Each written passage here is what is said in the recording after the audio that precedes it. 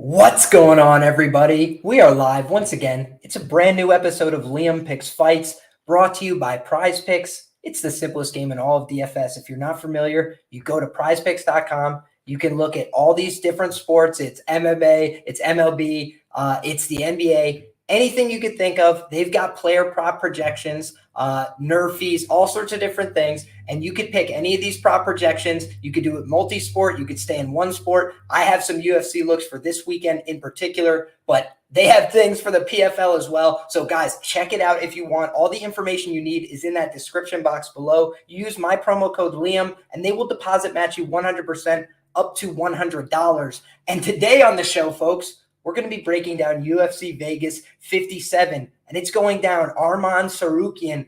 He is potentially the future of the lightweight division, but he has a very difficult challenger standing in his way. Mateusz Gamrot, two-weight world champion from KSW. He has arrived in the UFC in a big way. Split decision loss first time out, couple big finishes since then. So Mateusz Gamrot, he has made a claim. We have Arman Tsarukyan fresh off a destruction of another live touted prospect.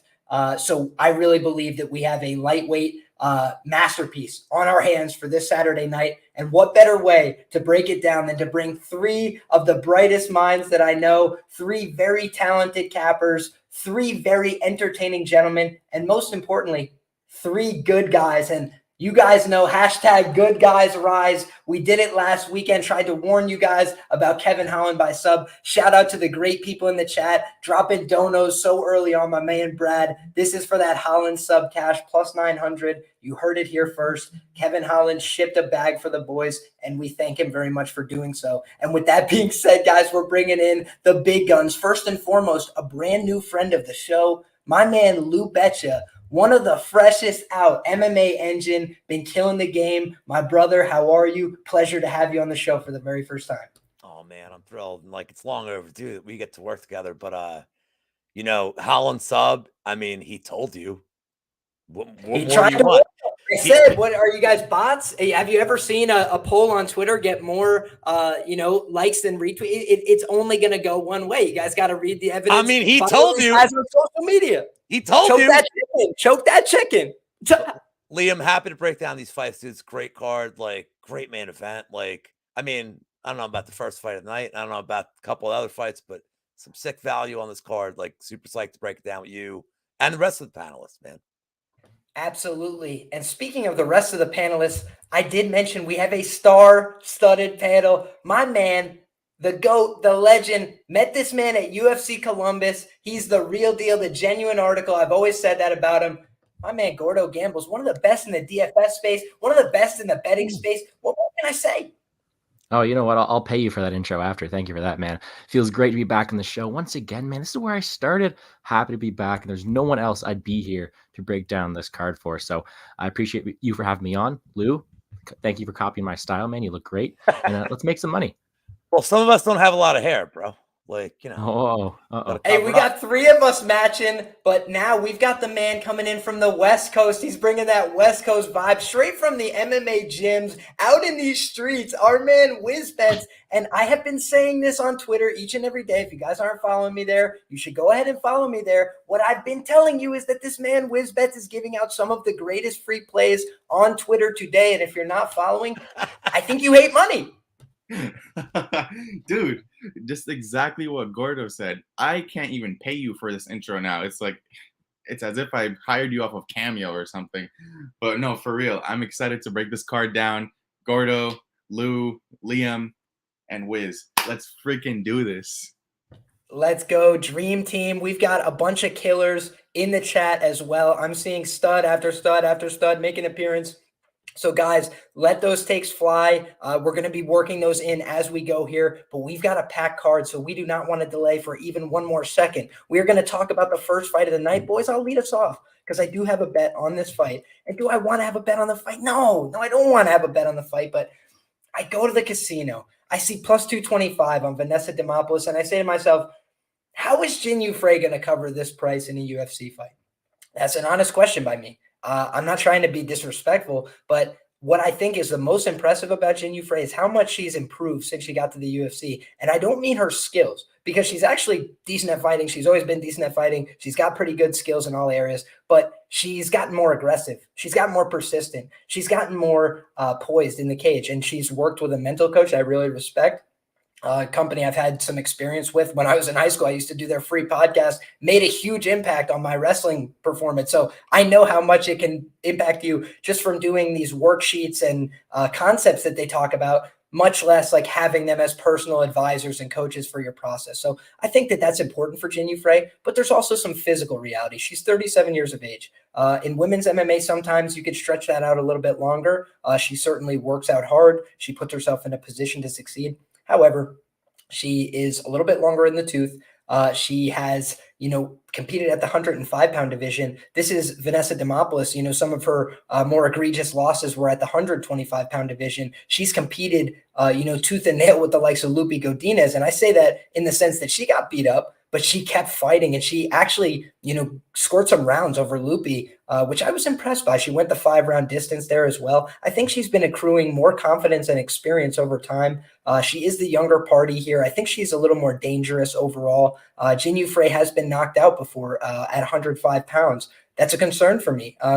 We talk about the threshold, being around 37, 38 years of age for when fighters start to get knocked out at a much higher clip. That's a concern for me. What if she gets wobbled in this fight? Could she get submitted in a transition? I could see that.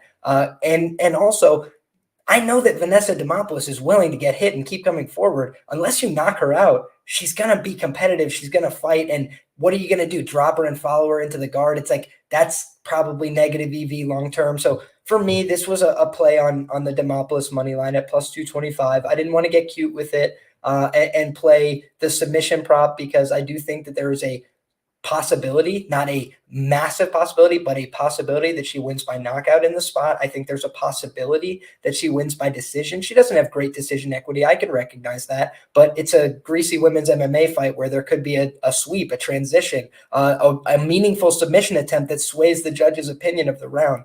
For me, that's enough to say it's a dog or pass situation. Jinh Frey can be a very valuable dog, right? I got to admit, I lost money betting a Gloria DePaula bet, but Gloria DePaula won a round over this woman. I can think of other people that have won rounds. So it's like the idea that she can't give up a round, she can't make a mistake. She can't find herself in poor position. She can't be too small and get out muscled in the clinch here by an improving younger Vanessa Demopoulos. These are some questions I have. Vanessa Demopoulos recently has transitioned to being a full-time fighter. She used to be a stripper. I know that's the narrative out there, but I truly believe that she has some newfound confidence. So I like Vanessa here for a underdog shot, and I took it already. No going back. I got the ticket, and it's sitting right over here. So cheers. Let's go. Lou, how do you feel about this fight? Do you think I'm crazy? Do you think that we need to get the orderlies and the oranges and start swinging them around, beating me up because I'm even betting on this fight? Well, I mean, the second you said stripper, I kind of stopped listening. I was in my own world. But, Jinh Frey is 37. And by the way, ain't nothing wrong being late 30s. We have use. People like us have use. So, but actually, so you're I want to disagree with one thing you said. You're saying Demopoulos doesn't have decision equity, but the whole reason I would never bet on Frey in this spot is she's so low volume. If Demopoulos is just throwing a lot, whether or not a lot's landing, could she steal a round just pulling a Chukagian hi-ya? It's in the apex too, dude. So the crowd's not a factor here. Could she just throw more volume and steal a round? Could one of these 3 rounds be just some wow, nobody did anything, but Demopoulos did more? I'm just gonna say that it's the Demopoulos side is the only way to bet. I'm agreeing with you on that, Liam. I know there's some people playing Demopoulos sub prop only, or the scorecards no bet. Finish only. I don't like bets like that. I don't like pushes. I don't like that kind of bet, but I get it. Demopoulos sub is plus 800. I don't think that's a horrible bet. I do think it makes sense for some risk mitigation, though, because Jinh Frey doesn't have a tremendous amount of finishing equity. But I will say Vanessa Demopoulos has never met a punch she wanted to defend. So that's I get it. but I want to bring up something with you're saying this based on her tape. So I want to bring up something where like a lot of MMA Twitter was on Natalia Silva last week, and it's like, well, she hasn't fought in 2.5 years.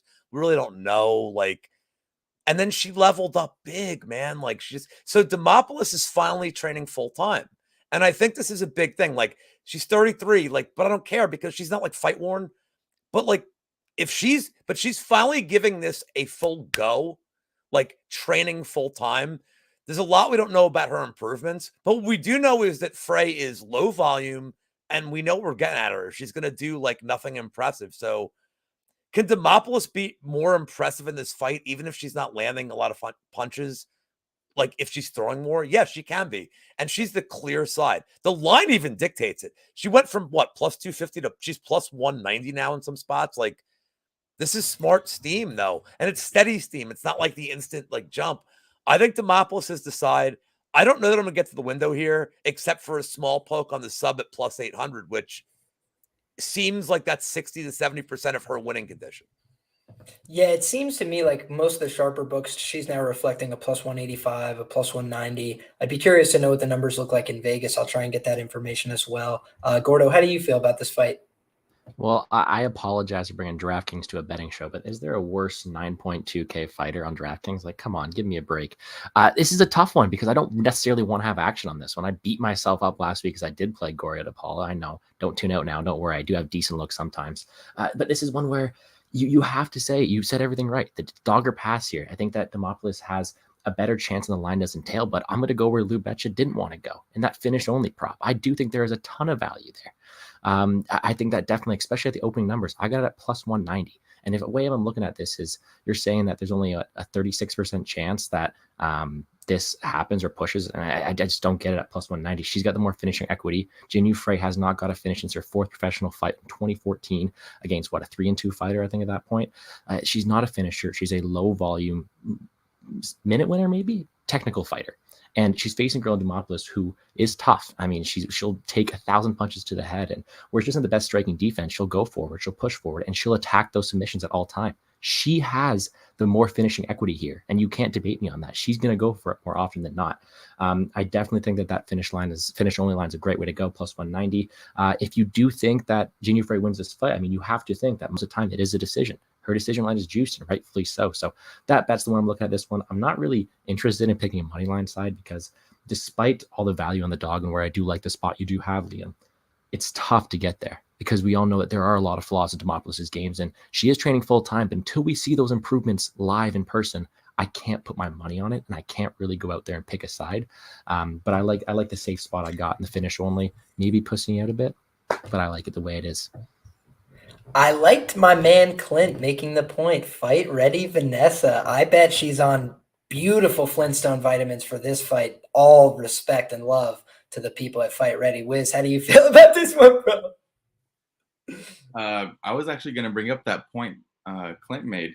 I'm very interested to see how Fight Ready Vanessa comes out, because we've seen in the past how these fighters that go train at Fight Ready, how they come out in their fights, how their game plan is a little different. The things that they should do, they are doing it. That's their game plan, and they're following it. A lot of good points that you guys made. A very low volume fighter in Jinh Frey that I usually stay away from, whether WMMA or MMA in general. I just can't get to the window with a fighter who's very low volume like her. For me, the Demopoulos side is very hard to get to, even on the money line. But I do have a ticket for the plus 800 subline. I don't see her winning a decision at all, to be honest. Even though I kind of I can see a relation between her style and Sam Hughes' style in a sense, where she likes to pressure forward. She'll eat every single punch like a human punching bag is what I call her, and still come forward until she gets dropped like she did against Silvana. And Silvana hits like a truck for that division. Like a truck, exactly. So I can't get to the window on the money line side because if I know it's dog or pass, but there's a difference between a good dog and a bad dog. So yeah, I'm just gonna stick to the plus 800 subline, and I'm gonna stay right there. Fair play, man. The reason that I got to the play on the money line, like I mentioned, is just because I have that slight fear in the back of my head that she could get a knockout here. Say anything you will about Vanessa Demopoulos, except that she doesn't throw. She comes forward, she swings hands. It looks bad, but she's throwing, and she stays in people's face. And I think that, that kind of pressure could be enough. But if she dies, she dies. That's what I say every time I bet on one of these underdogs. I'm always going to be taking, a dog side if I can. And I think that this is a good dog opportunity to get involved with. So that's what I'm looking at. And we can move to the next fight here, where I don't have much of a betting interest at all.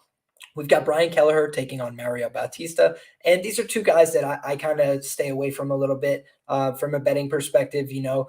Boom, that knockout of Hunter Azure was pretty legendary. But I think outside of that, he's been relying on a lot of wrestling, a lot of top pressure. Think that might be a little bit harder to come by here. But I do think he's probably going to have the physical edge. But how long is he going to be able to keep it? I think that he might struggle a little bit with the pacing and the cardio here. I think Bautista could probably keep a little bit of a better pace than he can. But I also have this question in my head about, am I really going to lay the chalk on Bautista and he wins, 12 minutes of this fight and then gets cold cocked in round 3 for no reason? And I'm just sitting there like, how did this happen? That's my problem with the Bautista side. It's just, I did bet against him. I believe in that Trevin Jones fight. I'd have to go back and look. Trevin Jones been my boy since he got to the UFC. But yeah, it's kind of a look for me where I liked what I saw in the Jay Perrin fight. I just don't know that it's enough to say he's going to beat Kelleher here. So for that reason, it's a pretty clear pass for me on this fight card. Do you guys feel differently? Lou, I'll kick it to you first, my man. Well, shout out to my guy Lou Perrin. Jay Perrin. Lou Perrin. I talked to Jay Perrin here and there on Twitter.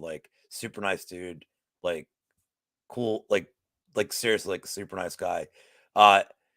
Yeah, Bautista roughed him up, but look, Perrin had success on the ground against him early, and then and Perrin took that fight on 4 days' notice, 5 days' notice. So Bautista looked good, but here's the bet I'm aiming at. You guys are gonna give the picks. I'll give you a good prop for this fight that I love, because Kelleher's not a washed guy. He's super competitive. Let's take the last fight out of the equation, with Umar. He just ran into a buzzsaw. I can't rate that one. 8 of 19 of their UFC fights have ended in submission, almost 40%. Fight to end in submission is plus 250. Now, if you look at how this fight can play out, could it play out on the feet for a lot of it? I guess, but I feel like if it hits the ground, it's Bautista going for subs, going for the back hunting, or it's Kelleher getting a guillotine. So again, you're giving me that 40% of their fights have ended in submissions in the UFC. You're giving me fight to end in sub at plus 250. I'm on this prop massively. I think this is just the perfect look for me. Liam, go ahead. You're gonna crush me. I was gonna say, as you were setting that up, I was literally thinking to myself, I was like, man, is he about to drop this ends by sub bet? I was like, that kind of sounds like a look. And dude, I completely agree with your rationale, your reasoning. We have seen Kelleher lose via submission in the UFC as well. Many he is times. regarded as a good grappler. But yeah, I think that it's kind of a killer be killed style, sometimes fighting for those submissions. And he's not washed. Position. And he's not a washed. He's not I'm saying is we've seen guys that with his experience level where he's a washed fighter kind of doing the desperation move. He's not. It's a vet savvy move with him where he's if you watch his sub wins with guillotines, he stays patient. He's not taking a lot of damage. Just he stays patient and waits for it. I mean, Bautista is clearly the better athlete and the up and comer, but I mean, I love this fight hitting the ground for at least 7-8 minutes of the 15 minutes, and that bet's super live. And then I don't have tons of faith in Bautista to not fall into that trap. But if Kelleher gives up his back, this dude's a legit grappler, and I think he can wrap him up. So at plus 250, I love this bet, man. And now I can bet on this fight without having to invest in either fighter. You've sold me. I'm in. You get to root for a specific form of violence. And I like rooting for subs better anyway because I'm a grappler myself. Because you're a piece in the local Jersey scene, man. I appreciate you, my friend. Still got a lot to prove. Gordo, how do you feel about this fight, brother? Do you think we're going to get some grappling? I mean, I hope so for you guys, because this one for me has a huge X on it. It's not one I'm necessarily targeting from a betting perspective. I think this is one where I think Bautista is probably the more talented fighter. He's going to have the advantage on the striking. He is the more younger athletic guy, and I think he's going to be winning this fight till he's not. I mean, he's called Brian Boom Kelleher for a reason. Boom Kelleher is going to carry that power through all 3 rounds. And he does have a little bit of that wrestling upside I think he'll definitely go to, because I think on the feet, Bautista has him covered in a lot of those places. This is one that I think that I can't really invest in too much because there's so many intangibles that I can see happening here. Kelleher is a guy who's either, no pun intended, but boom or bust, right? He goes out there, he's going to land those hard punches, he's going to be that Boom Kelleher, or he also puts himself in bad situations. It's always hard for me to bet on someone who is a takedown artist when he puts himself in so many submission liabilities, right? So it's a tough one for me to look at. I don't have the strongest read on it, so I'm going to pass it over to the smart man beside me here and see what he thinks. But if I had to choose a side, I'm leaning towards Kelleher just because he's going to be dangerous throughout the fight. But I do think that Bautista is a more talented fighter, but pass for me. Absolutely, Wizz. Get us off this freaking fence, my man. Every one of us is going to be sore in the morning because we've been sitting on this fence all breakdown. Wizz, do you have a deciding vote here? Do you like a particular side? You know what? I actually like Bautista here. Multiple reasons. He's the younger fighter. He's the more athletic fighter. I know Kelleher is a great grappler, but Bautista's no bum on the ground either. He can stop takedowns, and in my opinion, on the feet, if he's able to stop Kelleher's takedowns multiple times, fighters tend to lose faith in themselves after these multiple repeated takedown attempts with no result. And on the feet, Kelleher is just that one sit down on your feet, over the hand right, KO or bust, technically. Versus Bautista is really technical striking, in my opinion, for the division. I just don't see a way for Kelleher to take down Bautista. I know this could age horribly, and I will recognize that. But he comes out of a great camp, MMA lab. I trust in them to get him prepared for the takedown attempts. And like I said, it's not his first time facing a grappler. It's not his first time grappling. He is a pretty decent grappler himself. So I actually like the Bautista side here. I still haven't gone to the window on it yet, but I'm pretty sure I will.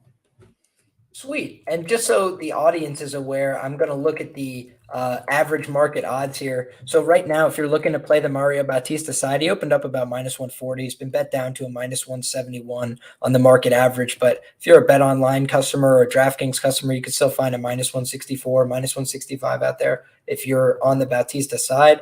But there is some action coming in the Kelleher way, at least on Bet Online. That's the indicator. So if you're waiting on the Bautista side, maybe you can wait for an optimal entry if the number continues to drop, because that is the optimal betting place for it right now. Looks like they're taking some action the Kelleher side. Maybe you wait until that hits its low point and then you try and fire there. So with that being said, we can move on to another fight where I do have betting action. Wasn't sold on betting that last fight, but I think that there might be some value to be had in this fight. And so, talk about props, talk about firing on some, unorthodox types of plays.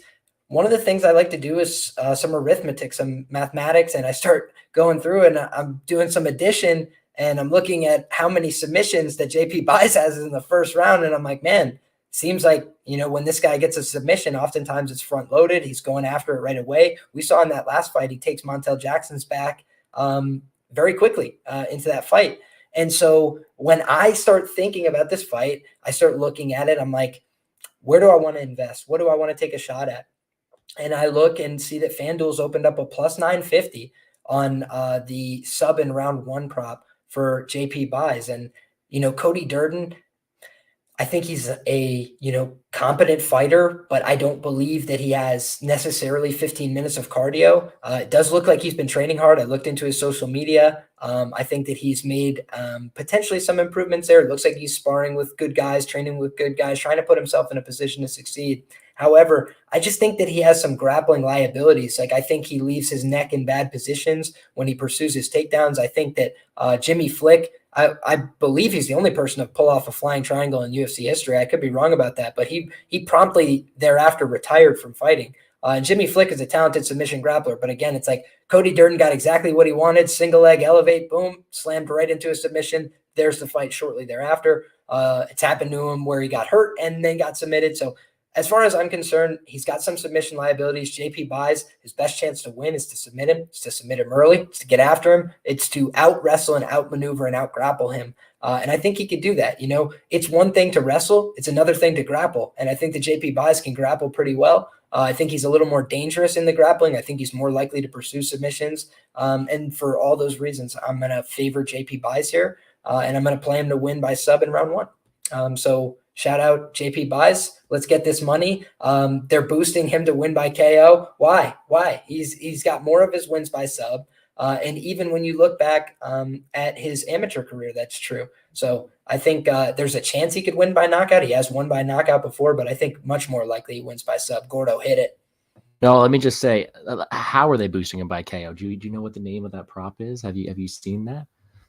I have, bro. These people. Hey, I wouldn't put my name on that. That's all I'm saying. I wouldn't put that on my website, bro. Shout out JP. He's a good dude. I'm going to stay out of that. I slandered him enough last week. But no, let's get into it. I think this is a really fun fight. I think it's actually a really fun fight considering, and I know a lot of people are going to bet the under here. I completely agree with that. Both those guys' numbers lead towards it. But if I'm going to pick a side here, I'm against you. I'm on the Cody Durden side. And it's just a play on numbers for me, in my opinion. I know that JP Buys does have that early grappling upside. I think he will win those grappling exchanges. But when you look at minute winners, when you look at more dangerous fighters down the stretch, I think that the more path to victory lies in the hands of Cody Durden. And I got him at a plus money number. He's still sitting at a plus money number. And I do think that he should be the favorite, in my opinion. I mean, we pull up the stats here, and I know that he's putting himself in those dangerous positions, which is probably good for you in that submission prop that you do have. But landing 4.38 takedowns per 15 minutes. JP Buys only has a 25% takedown defense. I do think that wrestling path to victory is there. And although he has been subbed multiple times, I mean, he's been subbed by some pretty good fighters, right? Jimmy Flick, he is a good submission grappler. We'll give him that. I mean, I don't think JP Buys is going to pull off a flying. He's not completely pulling off a flying triangle like that. With that being said, I do agree that is JP Buys' most likely path to victory. But I think outside of that first round, I think that on the feet, Durden's going to have the better, let's say, kickboxing at range, be able to chop him up from range, and then we'll win those minutes with that grappling, with that wrestling. And I do think he's able to stay safe. Over the course of 15 minutes, I know you talked about Durden's cardio. I don't think Buys' cardio is that good either. I think that Durden's able to probably win those minutes down the stretch. I think that if you add in that all together, more dangerous for a long period of time on the feet, better wrestling, better minute winning. I do think that Durden should be the favorite. So at plus 110, I'm going to take that. I'll throw you something else as well. Buys gets dropped a lot. I'm not saying necessarily Durden will do that, but Durden will not only test his cardio, but he's trying to get back in there. He's trying to prove a point. And I do think that finish at plus 375 is definitely wide. Give me some of that all day. I'm on the Cody Durden side, and I hope he gets it done for us. Best of luck to you. I think that, I see some of your angles there, but I do believe that if you're sleeping in round 1, you can't win round 3. Wizz, how do you feel about the fight, my brother? So actually, I have a pretty strong take on this one. I'm on the JP Buys side. Multiple reasons. I think he's just better everywhere, in my opinion. Now, I know his record might not seem like it's that he's a good fighter. I'm not saying he is that really good of a fighter, but here's the thing. JP Buys, his first 2 fights, if you look at him, Bruno Silva, who is an absolute animal, he hits like a truck for the division, and you can't really say much more about that. Second fight, he actually goes up in weight on short notice against Montel Jackson, another absolute animal, huge for the division. So it's like those 2 losses, I don't really credit too much. I don't pay too much attention to them. Obviously, the defensive liability is always going to be there, but that's for both guys, so it kind of negates itself. They both have pretty terrible cardio. I rank both fighters as kill or be killed fighters in a sense. But I do think JP Buys is the better fighter of the 2. And for that reason, I just think that he's going to win. I'm going to take JP Buys. I'm taking the under 2.5. And then just a little narrative, put on the narrative glasses, a little narrative. JP Buys sees that deletes a finish of Dawkins last week. And he's like, wow, this guy really took my girl and then won by knockout, just like that, as an underdog. I'm going to go ahead and do the same exact thing and put on a show for these people. And then he looks at the picture that he posted with Liana Jojua at the gym the other day.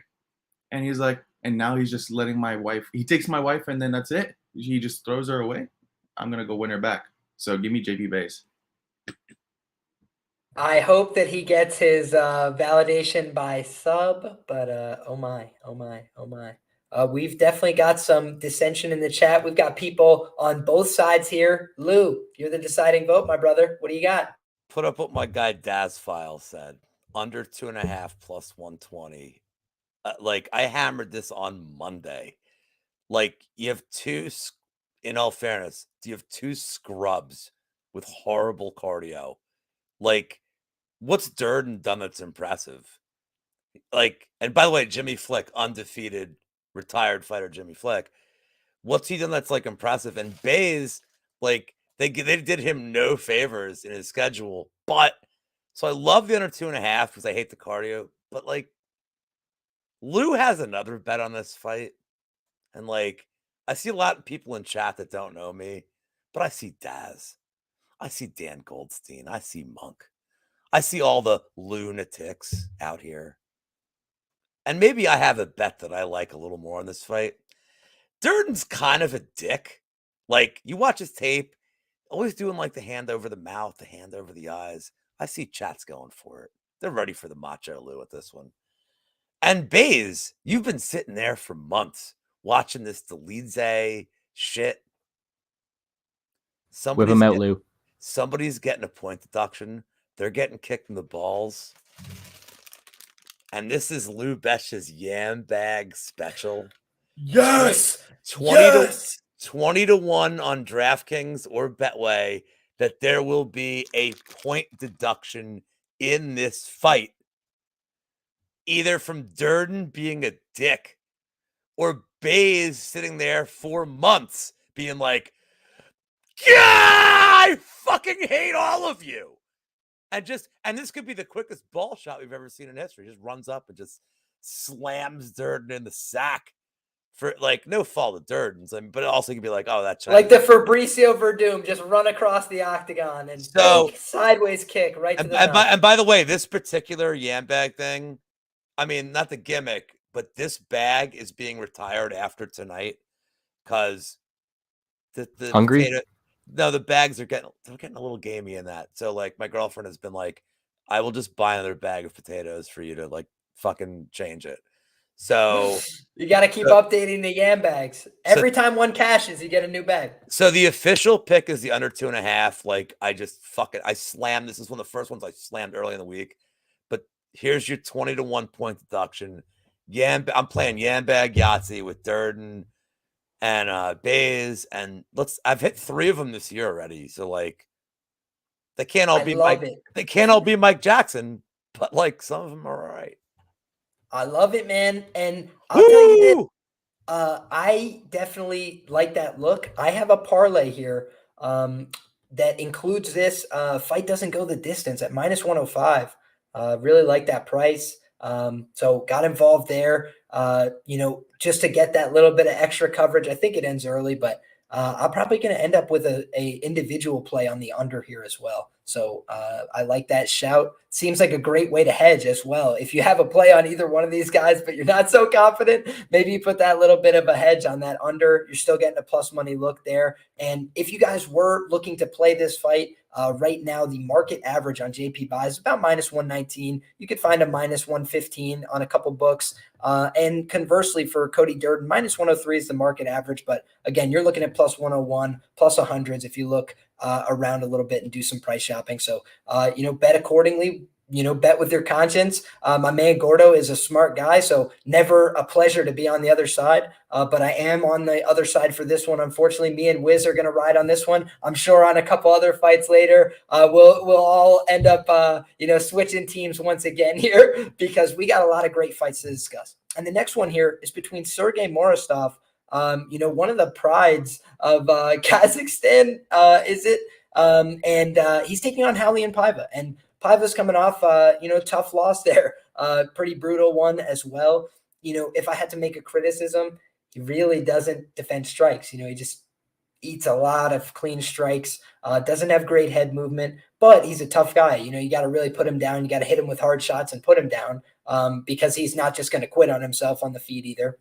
He's been hit with hard shots and continued in fights where he got badly rocked, hurt. The Kyler Phillips fight comes to mind. So I think that Raulian Paiva is a tough guy. I think he's always going to come to compete. But I do think that it's possibly takes a lot of damage again in this fight. Sergey Morozov, people might forget because of how the fight ended, but he was doing a number on Douglas De Silva de Andrade early in that fight. It was looking a little concerning. I believe I played some under in that fight, expecting violence, and I didn't expect it to go quite that way.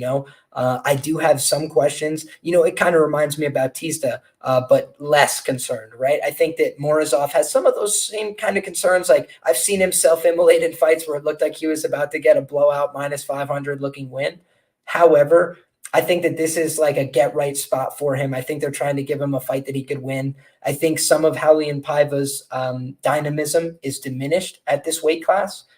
Whereas at 125, he's huge and very difficult to deal with for people. And weight classes matter. I think one of the things that we didn't really touch on for that last fight is that Cody Durden is a little bit older for that flyweight division. And I think that can matter, especially by division. You're talking about a 37-year-old heavyweight, it's no problem. Tyron Woodley, I believe, was a world champion in the welterweight division at 37. I believe he won it at 37 for the first time. So it's like when you're in some of these upper divisions, doesn't really make that same amount of a difference. But I do think that in these lower weight classes, when it becomes more difficult to cut weight, can be a big problem. That happened for Raulian Paiva, was having a difficult time making the weight, moved up to 135. But I do think that's mitigated some of his dynamism. He is a talented grappler. He's got some great footage of him competing with Alan Nascimento, scramble for scramble on the Contender Series, one of the best Contender Series fights you can go back and rewatch.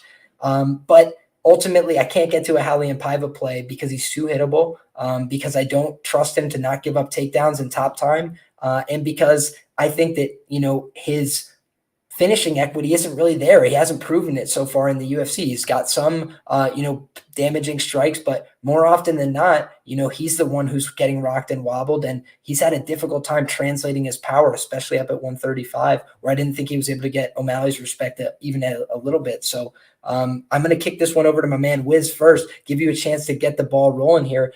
Do you agree with my assessment, or how do you feel about this fight? Yeah, and I remember we spoke about this fight specifically over the Twitter DMs, and I was mentioning to you how I want to take the Morozov side, but I'm still unsure. But I think I saw what I needed to see. As you mentioned, Paiva's weight class change definitely took a toll on him. He's had 2 fights at 135, one being him getting pieced up against Sean O'Malley, and then the other one, obviously we know how that happened, how that went, against Kelleher Phillips, where he got pieced up the whole fight, but he managed to survive and come back. He's a walking punching bag, similar to the Sam Hughes reference I made earlier. He just does not put his hands up. And against someone like Morozov, I think Morozov can crack. And Morozov also is a talented grappler, talented wrestler. Not saying that Paiva can't hang with him in the grappling department, but I just don't see him as a threat at all, whether it's on the feet or off of his back. And I think a lot of this fight is going to take place on the back. I'm probably going to have to predict like 7 minutes of control time for Morozov here. I think he wins a greasy decision. So Morozov by decision is a viable play. I'm not going to get cute with it. I'm just going to take Morozov money line. And it's like you said, Paiva, when he moved down, he had that strength advantage at 125, but he struggled with that weight cut. So obviously the UFC told him no more. And now that he's lost that, I don't think he's going to fare too well in this 135 division. Yeah, man, I would tend to agree. I definitely think that there's at the lower end some guys that he could probably out-grapple. But I think it would just be tough to imagine him doing that to Morozov, because I think the physicality might be able to cancel out whatever grappling advantage that Raulian Paiva does have. But he's a little bit crafty. He's a little bit clever. I'm not going to rule out the chance that he pops out on his back or something. Like I said, Morozov has self-immolated a few times, but I would have to make him a favorite here based on all that we know pre-fight. Gordo, do you agree with that sentiment? Oh, completely. Great breakdowns on that one. I do think that Morozov is the rightful favorite. I think he's the more talented fighter, and he was very close to being my MMA Lock of the Night challenge play.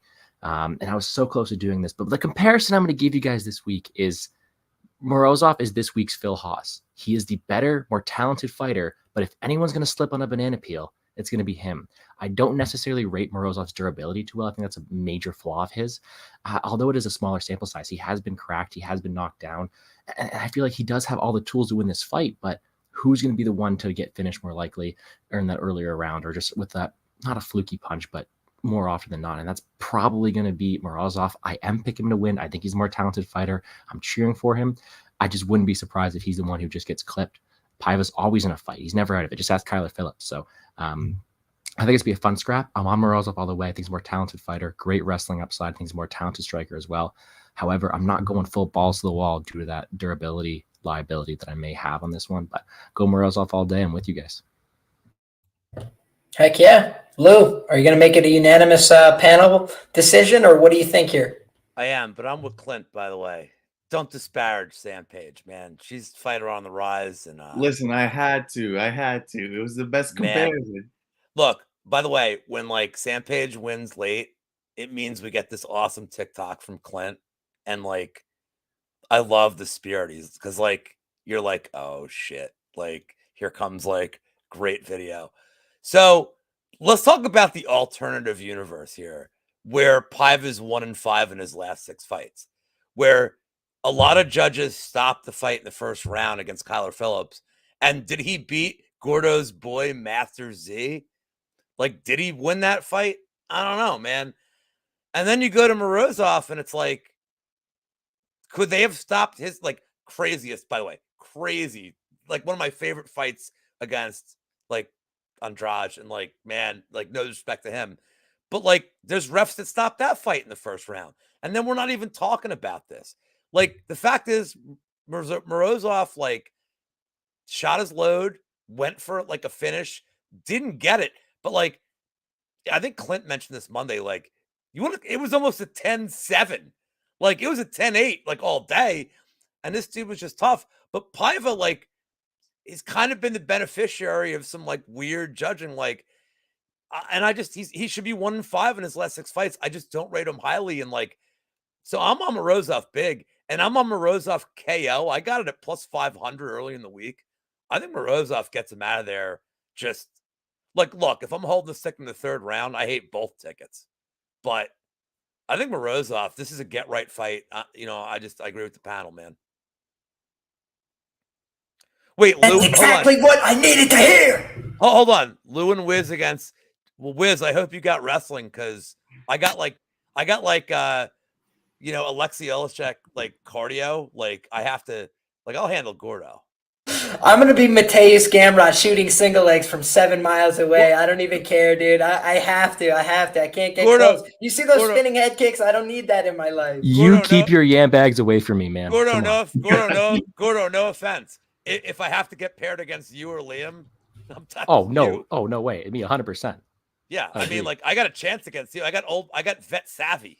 You guys flatter me. This guy plays hockey. Have you ever seen that sport? All right. They get down more brutally than we do in jiu-jitsu. We're all nice. We're shaking hands. Hey, how are you, buddy? You know, they're like punching each other's teeth out. Like, it's just part of the game. Liam, so I don't want anything to do with this. You know, I'm not calling nobody out. Liam, when's the last time you wrestled? Gordo, if me and Liam are going head to head, it's going to be similar to a fight that we're going to break down pretty soon. It's Liam sub or Wizz KO. Liam, when's the last time you wrestled? In a college wrestling room, I was getting workouts. Any kind of wrestling at all? I mean, absolutely. Yesterday. Okay. My neighbor was an asshole today.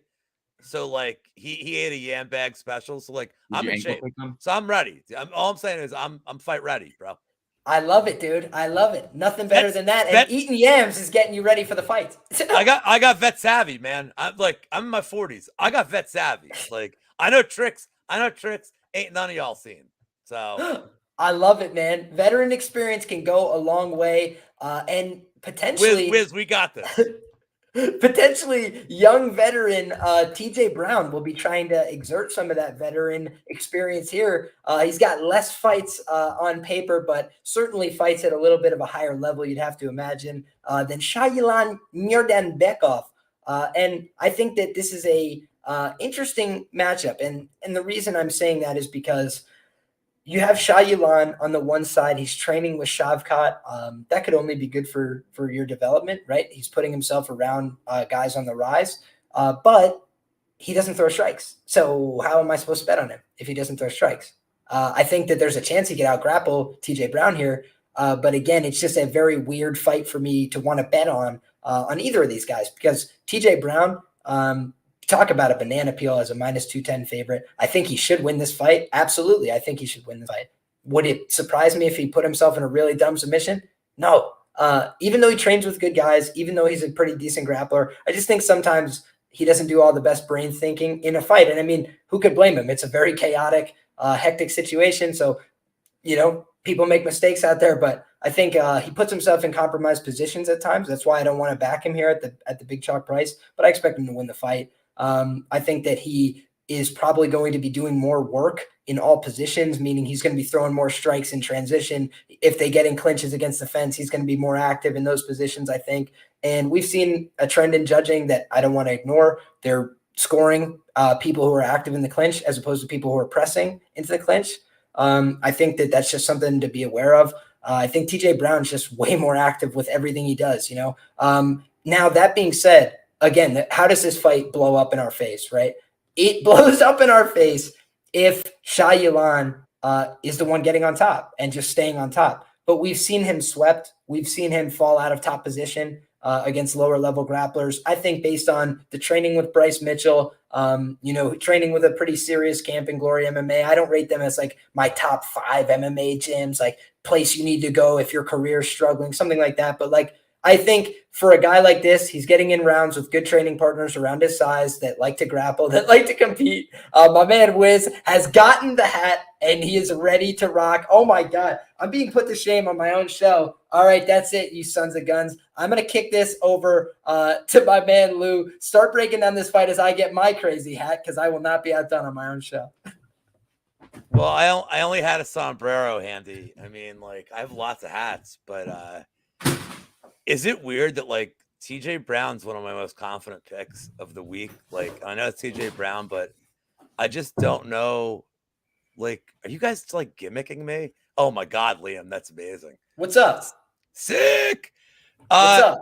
I just don't know. I don't know if this fight's on this any second this fight's on the feet, TJ Brown's wrecking him. And any second this fight's on the ground, it's probably TJ Brown on top. And like, it's crazy. Like, Shayilan's had 930 fights and he's 28. And like, he's never developed like a striking game. I can't believe that I love TJ Brown so much in this spot. Like, it kind of hurts my soul. But like, not only am I on TJ Brown as a great parlay piece, I'm on his in the distance prop at +250. I just think he's so much better everywhere. And I wonder, like, so he didn't finish Rosa. I know it was like a short notice fight up at 155. I know Rosa's impossible to submit to. It's just impossible. But it was it's 15, and it was 15 minutes of Brown like just transition and subs. Like, he looked great. Like, he really looked great in that fight. That is every Charles Rosa fight, though. If you want to, you could just go position, and he'll just defend until the fight's over. and I think the problem, like what you're saying, Liam, is like everybody like gets mad about betting TJ Brown. It's because this dude shows like an insane amount of potential. He really does, and he's made mental mistakes in the past, and it's cost him. Like, he's under Krause now, like. He's fighting a little smarter. And like, I got to give that Krause will like kind of get him on track, because I have immense respect for James Krause. So like, I give him like all this respect, but like in a vacuum, he should be -900 here. So give me the -200 on TJ Brown and I'll learn my lesson again, I guess. But the in the distance prop. If they give me a +900, I must say, my friend. Well, obviously, I mean, look, I got it, but I think TJ Brown's going to finish him, and +250 is very reasonable for a guy who I think is going to be dominant for all 15 minutes, like, well, for as long as it goes. And if this stays on the feet, oh my God, like, is that look at his fight against Kai Kamaka, and just remember, Kai Kamaka was a highly touted prospect when he had that fight, and he toe to toe. Like the guy's TJ Brown's very well rounded, like surprisingly well rounded. It's the fight IQ that we worry about. I think that's where everybody's like, but he's got him everywhere here, man. He should smoke him easy. And in a distance, plus 250 is all day for me. And what I'm seeing is from a stat-based perspective, you're definitely seeing like a huge edge towards TJ Brown in terms of the significant differential per fight. He's actually got a plus differential of 11 strikes. Whereas you're looking at the other side, Shayilan, he's just not throwing strikes. So he's got a pretty high negative differential. But what I will say is in terms of the grappling minutes he has had so far, he's been in control time more often than you've seen from TJ Brown. I think TJ Brown makes more positional mistakes where he just falls out of positions. However, he normally recovers his positions a lot better. He's normally making positional mistakes because he's attacking and looking for subs, which is something we haven't seen at all from Shayilan either. I don't think he's attempted a submission yet in the UFC, despite having so much control time and so many takedown attempts. So I'm going to kick it to my man Gordo, but just wanted to give some of that stat-based perspective to bolster what you're saying. But also a lot of people in the chat as well on the Shayilan side. I have seen some movement, of marginal movement on the money line as well. There's one guy that likes him. My man Track. He's big on Shayilan here. Gordo, are you feeling the same way? Which way are you rocking on this fight? I don't really have a play on it yet. Let me just say, speaking of being a hockey player, I'm on the ice in 4 hours. I'm on the ice at 5:30 a.m. And the only reason I'm here is for this hat banter. So I appreciate you guys putting up with that. The one reason I'm not here is to really talk about this fight. I mean, you look at this fight with it before doing tape. It's like, okay, the most recent fight in mind is TJ Brown versus Charles Rosa. TJ Brown's going to absolutely destroy Shayilan here. That's the first thought. Then you do tape and you realize that fight IQ is abysmal. He makes me look like a genius, and I'm out here wearing a hard hat on a live stream at 1 a.m. Like it's a tough one. So I think that it's one where, yes, TJ should win, but you never know what he's going to come through and do. I think that he's going to have the ability. I mean, he has the better stats. Shayilan's a guy who's been just takedown or bust. I mean, he averages only 1.13 strikes landed per minute in the first place, but 3 takedowns per 15 minutes. I mean, this guy's either going to grapple you or do nothing else more. Minute winner is going to be TJ. I think grappling, in terms of like pure grappling, those sweeps, those submission attempts, it's going to be TJ Brown. But what's his game plan? I don't know. I need to be able to rely more on TJ Brown before I put my hard-earned money on it. There's better spots in this card. I'll let someone else take over from here because I don't want to put too much on this. I feel you. So this is not a fight you're fired up about. So far, just my man Lou fired up on the TJ Brown side. Wizz, do you got a play on this one? Not as of yet, but I do agree with Lou. Shayilan doesn't throw punches, apparently. I don't think he knows how to punch. So he needs to go to the gym and learn how to punch. But jokes aside, TJ Brown, I think, has him covered almost everywhere. Shayilan's game is pushing you up against the cage, that dirty little like cage control time gimmick, and then try to take you down. I do respect TJ's grappling quite a bit. On the feet, he's going to light him up, in my opinion. I do think the price tag, it might be warranted, in my opinion. But do I want to play this money line just due to the sheer fact of me knowing TJ Brown's fight IQ is not all there? It's not the best. We've seen that. And that's what's pushing me away. So for now, I'm going to stay away from this fight, but I would not be surprised if TJ looks and covers that 200 to even minus 500-600 line. But yeah, I'm not touching this fight. Well, it's kind of the fight where, I think sometimes the dynamics of these fights can get tricky, right? And here's what I mean. It's really going to come down to, does the physicality and whatever play out such that Shayilan is like getting on top of this guy and controlling him? Because if he's not, that's going to mean he's going to look like a significant underdog in all likelihood. Or if he just catches him early, like this is a fight. It doesn't take like technique to clock somebody on the chin with a big overhand, especially if they don't have the clearest brain thinking. So that would be my only other concern. But in terms of decision equity, I have to agree that it is certainly loaded on the TJ Brown side on sheer volume, because if you're not attempting things, it's going to be hard to win judges' decisions. But again, like I mentioned, For me, it feels like I kind of want to see the weigh-in for this fight. I want to see what these two guys look like next to each other. I want to see their physical dimensions because I don't have the greatest grasp for who's going to be physically stronger here. I would think that maybe Shayilan is a little bit stronger, but TJ Brown is the more technical guy. So that's what's kind of interesting to me. I want to see how they square up a little bit, but not a fight I've invested in yet. My man Lou has given me, reason to look deeper. That's what I'll say. I got to do my investigating here. But you've got one side with 8 losses, one side with 10 losses. For me, that was the thing that was keeping me from getting too fired up and invested. Yes, sir. I mean, forget about like the TJ Brown history. Like, where is Shayilan better? He throws no punches, none.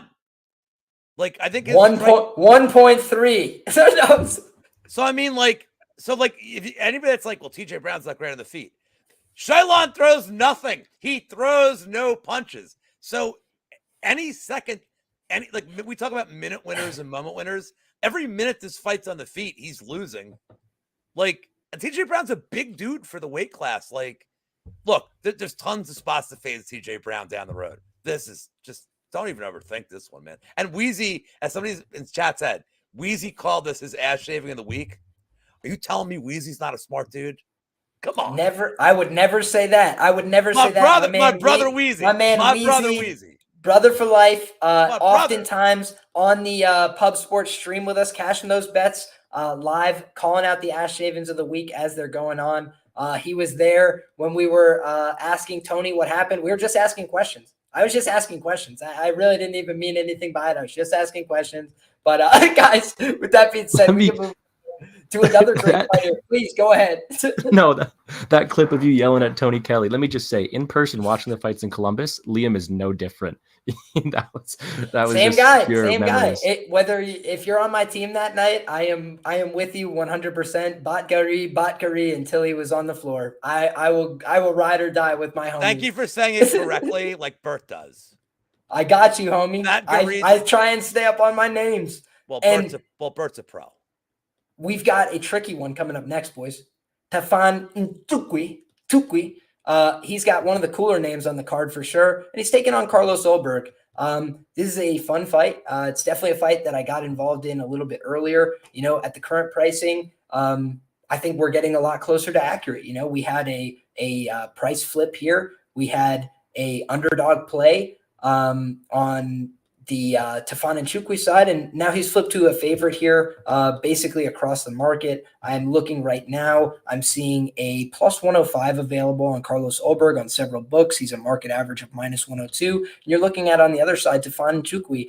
He opened a plus 120 here. Quickly was bet down to the plus 110s, plus 105s, sat there for a while, and now he's been bet all the way down to the minus 121, minus 125-ish range. And I think all that kind of makes sense to me.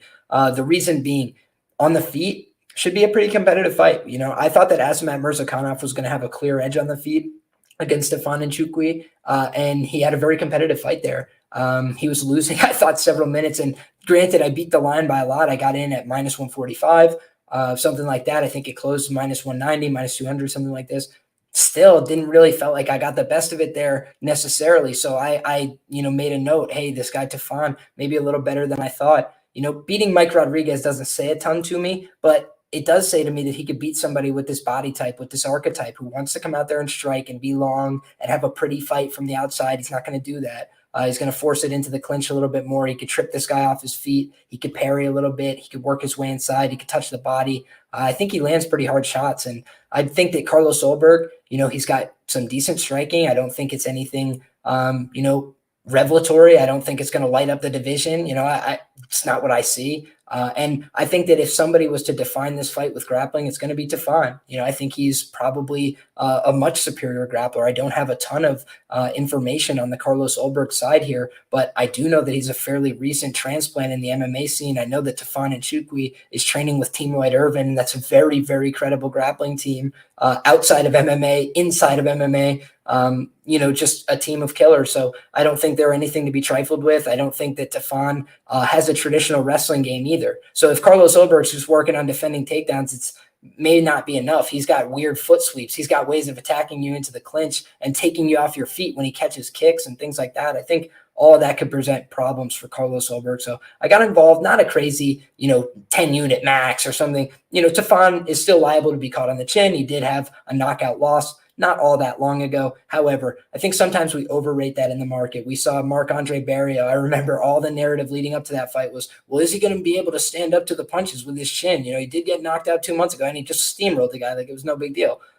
These guys come in motivated and fired up when they lose fights. And Tafon, I can only imagine as a competitor how pissed he would be, given the fact that he was winning cleanly and then he got caught. So he was like, shit, I was doing a great job in this fight. There was a lot to build on here. And I think he wants to get right back in there, get the bad taste out of his mouth. And I think he's going to take the path of least resistance. I think he's going to get out there, land some strikes, try and get in the clinch, take this guy down and body him. So I would not be surprised to see him submit him. I would not be surprised to see him work him over for 15 minutes from the top position. If Ulberg's a really tough guy, I would not be surprised to see Ulberg panic, gas out underneath in the bottom of mount and get finished with a submission or a ground and pound stoppage. So let's get it. Tafon Nchukwi, got him at plus 100.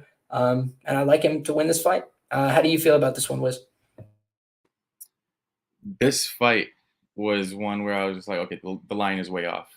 In my opinion, I saw that plus money on Tafon, and I was just like, what? This is a steal. And I immediately grabbed Tafon. I have him at plus 125, I believe, if I remember correctly, or plus 135, whatever. I'll have to check the ticket later. But here's my reasoning. And I've bet on Ulberg in his last 2 fights, unfortunately. Gave myself too many heart attacks in the process. On the feet, yeah, he's a pretty decent striker, I would say.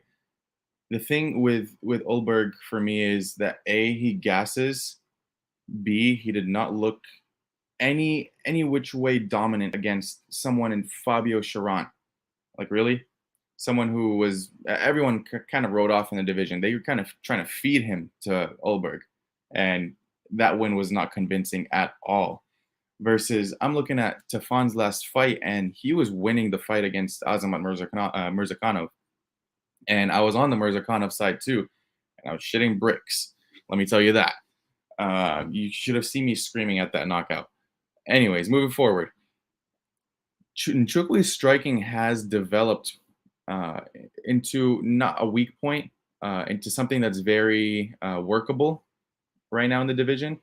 And that's not what's going to win him this fight. What's going to win him this fight is his wrestling and grappling. If he's able to grab a hold of Ulberg in this small apex cage, which I'm pretty sure he will. I don't like to speak on he will do this, and I'm just going to say I hope he does. If he takes him down and gasses him out in that first round, just lays on him, lays and prays, I don't see how Nchukwi doesn't look close to like a minus 200 here. He has the grappling edge. He has the wrestling edge. Now, Lou, I remember I told you that I had a little yam bag right here. So I need you to take out the bag for me because I don't have one next to me. I threw it out after the pick, dude. That was the last. All right. Well, it's retired. Tune in tomorrow. I have a yam bag if you need, man. I'll hit the kitchen. Tune in tomorrow to the Monk and Lou Happy Hour exclusively on the MMA Engine for the new yam bag I'll make. Shout out to Monk. All right. You better not miss it. On my first yam bag special ever, live, we have someone who has 0 submission wins in Tafon Nchukwi. But I will be taking Tafon Nchukwi by submission at 18-1. You heard it here first. Wizz out. That's not a yam bag pick, but I mean, I do like I like your moxie. I like your moxie, Chief. Right, he's gonna kick him in the nuts and then submit him. I heard it here first. I heard it. Gordo, what do you think? You'll see me being real quiet on this one. That's because I do have a very unpopular opinion towards the rest of the betting community. I'm one of the guys on Ulberg this week, and I'll take my flack on it. I think when you're betting Nchukwi, you're relying on him to push that pace and wrestle him and clinch him up there. And whereas I do see that as being a path of least resistance to him, I don't know necessarily how much he's going to do that. I think that the longer this stays at range, I mean, people are overlooking Ulberg's skill set. I mean, I get that Tafon's improving, but Ulberg is the better kickboxer, and there's no question about that in my mind. I think that he's going to have the range, he's going to have the length, and we look at a guy in Nchukwi, and where he is standing at range, he's got a very, very high guard. He doesn't move his head off the center line that much. And I think that if it comes down to just a pure kickboxing bout, that Ulberg is going to be the rightful favorite here. Of course, with that being said, every second I'm holding my ticket on Ulberg, I'm sweating that wrestling exchange, that clinch exchange, because Ulberg is no MMA fighter. He's a kickboxer, right? Whereas I do think he is making those improvements. I do think that is definitely be the path of least resistance for Nchukwi this weekend. That being said, I don't know necessarily how often Tafon's going to look for those takedowns, how often he's going to initiate the clinch. And I think that Ulberg, like, you guys are putting a lot of stock into him not dominating Shavkat, whereas I do think he should have dominated Shavkat. I mean, he played it smart. He didn't gas himself out, and he won a very clear decision, which was a boring fight, but he won that fight. I think that Tafon's also coming off a knockout loss. Ulberg's going to be definitely the type of guy to have that power. He's going to challenge a guy who keeps his hands up high and keeps his hands in the center line. And I think that the longer this stays a kickboxing bout, that the longer that Ulberg looks the favorite. Of course, that being said, Tafon's going to wrestle him, and I'm going to lose my money. But I do think that in a wrestling bout, give me Ulberg. I'll be the odd man out this weekend, and best of luck to you guys on your bets. I definitely appreciate where you're coming from. And I think we could definitely run into some issues if this turns into a prolonged kickboxing match, because what did we just learn about Tafon and Nchukwi? He could win 12 and a half minutes and still lose the fight. So it's like, we know that going in for sure. And that's why I said, I think now it's closer to appropriately priced, right? I don't want to really get involved as much, as heavily. Now that I'd have to pay chalk, I'd have to get involved with that number. If you got involved early, like Wizz, you got that plus number, you're laughing, you're a bookmaker now. But if you're sitting like me and you took that plus 100, I still feel okay about that number. But like I said, not an aggressive position because of where it was, and it already corrected a little bit. And now I think we're getting towards an appropriate number, and at least trending towards a lack of value on the betting line, because there is that danger factor. Been knocked out before, been knocked out recently, and going against a guy who's got a reach advantage, a height advantage, a little bit of, perceived length there. But I do think that's another important factor, is actually they are at reach parity here, despite that frame difference. And so he's going to have to be reaching up a little bit for the head, but if he's smart, he's going to rip to that big, long torso that he's got in front of him. He does throw pretty hard leg kicks as well. I think that could be a definite factor here. Lou, how do you feel about this fight? Is this one you're looking to target? I'll spend less than 60 seconds on this. Did you hear everything Wizz said? Because that's like literally everything I have to say about this fight. I just want to add, Ulberg is fucking awful. Like, he's terrible. Like, Fabio Cherant is like barely a Bellator fighter. And like what did Ulberg do? Like, I got to pace myself now. Dude, that was like, like, he was bad, man. And Cherant hit him. Like, Cherant tagged him a few times. Fabio Cherant landed on this dude. What the hell's going to happen if Tafon lands on him? Like, look, I never like betting dudes that have been knocked out within a 6-month span. I don't like that. But Tafon was winning. He got bad corner advice, man. They're like, you got to go finish this guy. Like, that was stupid. Like, but I'm just going to add to Wizz. Wizz has the submission, which I may a little poke on that. I have a poke on him round 3 at plus 1,200. Like, I just think this could be like him wearing him out. And does Ulberg and by the way, there's news about this. Ulberg's making all the money being a model, and maybe I'm jealous being an ugly old weird dude. That's fine. But fuck you, Ulberg. Go make your money, dude. Get the hell out of my screen. And you know what I hope? I hope the last thing I see of him is Tafon just tapping him. Let's just say 1 second into the third round, Wiz. We both get that one. Maybe I'll look at this round 3 sub. I think Tafon, I'm not overthinking this. Tafon cares, and he's trying to be a fighter. And I don't think Ulberg, it's weird. He's just there, and he's there to suck. So sorry, Gordo. And I already, by the way, I have a shoey bet on this from an earlier show I did today with my co-host on an earlier show I did on my channel. I bet a shoey on this fight. So I got the. You don't do shoeys. Well, I did. You do shoe boxes. Well, I won the bet. For you guys that don't know, I won this bet last week. Somebody bet me a shoey. Wiz, you probably don't know, but somebody bet me a shoey, and I'm I won the bet. But then why should I be deprived of the beer because I won the bet? So I drank it out of a shoe box, and then my partner said, "Don't you have 2 shoe boxes?" And I'm like, "Oh, fuck you." So I ended up doing 2 of them for our midnight show. But anyway, Tafon, all day against this bum. Don't overthink it. Like, don't bet it. But also, like if you bet Ulberg, like, sorry, like, he's awful. Just know what's coming your way if you bet. I mean, there's two worse fighters, I think, coming up on a fight later that we're going to analyze. But, like, he stinks. Yeah, Prince of Mischief is the guy who made the bet. I'm ahead out. So, hey, I gotta say this: my man Gordo and I gotta line up on one of these next fights. Because I did roll with you guys on that sub prop. 18-1 is absolutely comical because they're literally priced the same to win by sub. How? What is Carlos Ulberg been doing some jiu-jitsu tournaments that I didn't hear about? Yeah, because that would be a little surprising to me. Of all outcomes in this fight. That being said, I'm seeing Tafon and Nchukwi being priced at like the same range to win by knockout as Ulberg, and I do think that's a little aggressive as well. Both these guys have been knocked out, but Tafon, I'm not sure he's as proven a threat on the feet because last time he was landing a bunch of good, clean, hard shots against Azamat. I didn't really think he had him rocked at any point. I thought he was doing some damage, landing good shots, but didn't think he ever like hurt him with a defining single shot. And that could be the difference here where Ulberg might have some more of that power, but I don't think either one of these guys is like a hit you one time and you're gone from there. So it should be a good fight, should be competitive. I think both guys have a chance to win here. I think it's a reasonably priced fight for a reason. And you're obviously seeing two-way action because there's a number that's been floating around. It's been bouncing back and forth and kind of hanging out right in that position of -110 either way. Now a slight favorite, -120, but you're really not getting significant plus money in either direction for good reason because there's reasons to back either of these fighters if they're plus money. So with that being said, guys, we can move along to the next fight here. And another fighter that I just felt urged and obligated to back at plus money, Rodolfo Vieira. I don't want to get out over my skis here. I think that Chris, the action man Curtis, is a great fighter, and he's a lot of fun. And one of the things that he really has brought to the table is that he's got a lot of experience outside the UFC. So he wasn't, starstruck when he got here, like a lot of guys are. He wasn't, panicking when he was under pressure. He was firing back. He was poised. He was composed, and he's dangerous. There's no two ways about it. He's a dangerous fighter.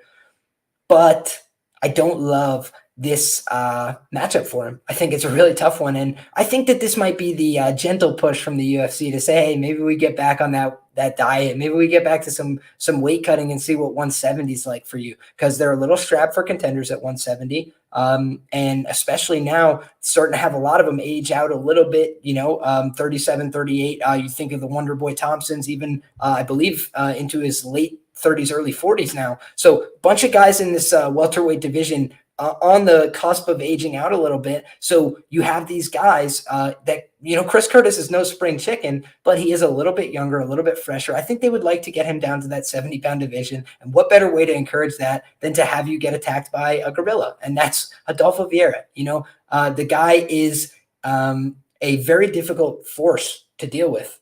Physically, he's very strong. Most guys that he's fought, he's put down hard, emphatically, gotten top position, gotten top pressure going on them. Some of them he wasn't able to put away, right? Anthony Hernandez, a pretty slick guy, really tough guy. He was in a lot of dangerous submissions there. He was in a lot of compromised, vulnerable positions, a lot of positions, frankly, where I think people tap out and give up and go to sleep. He did a great job. He is a Brazilian Jiu-Jitsu purple belt, I believe. He is a pressure grappler. He's a grinder. He's a wrestler. That's everything he's going to bring to a fight. Chris Curtis is a counterboxer. He's a very dangerous fighter, but that's what he does. He likes to counterbox. He likes to fight. He likes to be in violent fights where you're on the feet swinging and both guys are trading and they're swinging leather. You ever seen Rodolfo Vieira try and get into a fight like that? No, that's not what he wants to do at all. He's going to try and bring a much different style to this fight. I think he's going to try and wait for an opportunity for Chris Curtis to try and come forward. He's going to try and draw out an attack from Chris Curtis, and he's going to try and run over him, get on top of him, and finish him. He's going to try and force him to give the back. He's very good at doing that. His back taking, as we saw in his last fight, is very creative and difficult to deal with. He was basically standing in front of the guy with two hands locked around the head and the arm, and he pulled himself into a back take standing and had the choke so tight that the guy was tapping before he pulled him backwards. The guy tapped 50 more times on the way down. Then when he locked it up again on the ground, the guy tapped 50 more times. Like, he had the guy in a world of hurt and trouble. And the guy was like pissing him that he didn't let go, but the referee was asleep at the wheel, like not seeing that the guy's tapping. So I kind of think he was trying to get minutes in that fight, to be honest with you. I feel like he was trying to get some experience under his belt. He faced some resistance and he tried not to gas himself. He tried to stay poised. He's been dealing with some mental demons. I think that this is the kind of fight where he's going to feel very confident. He's going in there against somebody that should not be on his level from a wrestling and grappling perspective.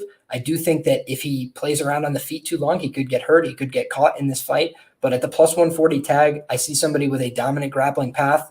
I believe that Rodolfo Vieira can and will find the submission here, get on top of this guy. So I like Rodolfo Vieira at the plus 140 tag, and I got involved already earlier this week. Currently down to plus 110, best market available, plus 106, plus 100, depending on where you look. So a lot of money, it would appear, has come in on the Rodolfo Vieira side. I agree with that market movement.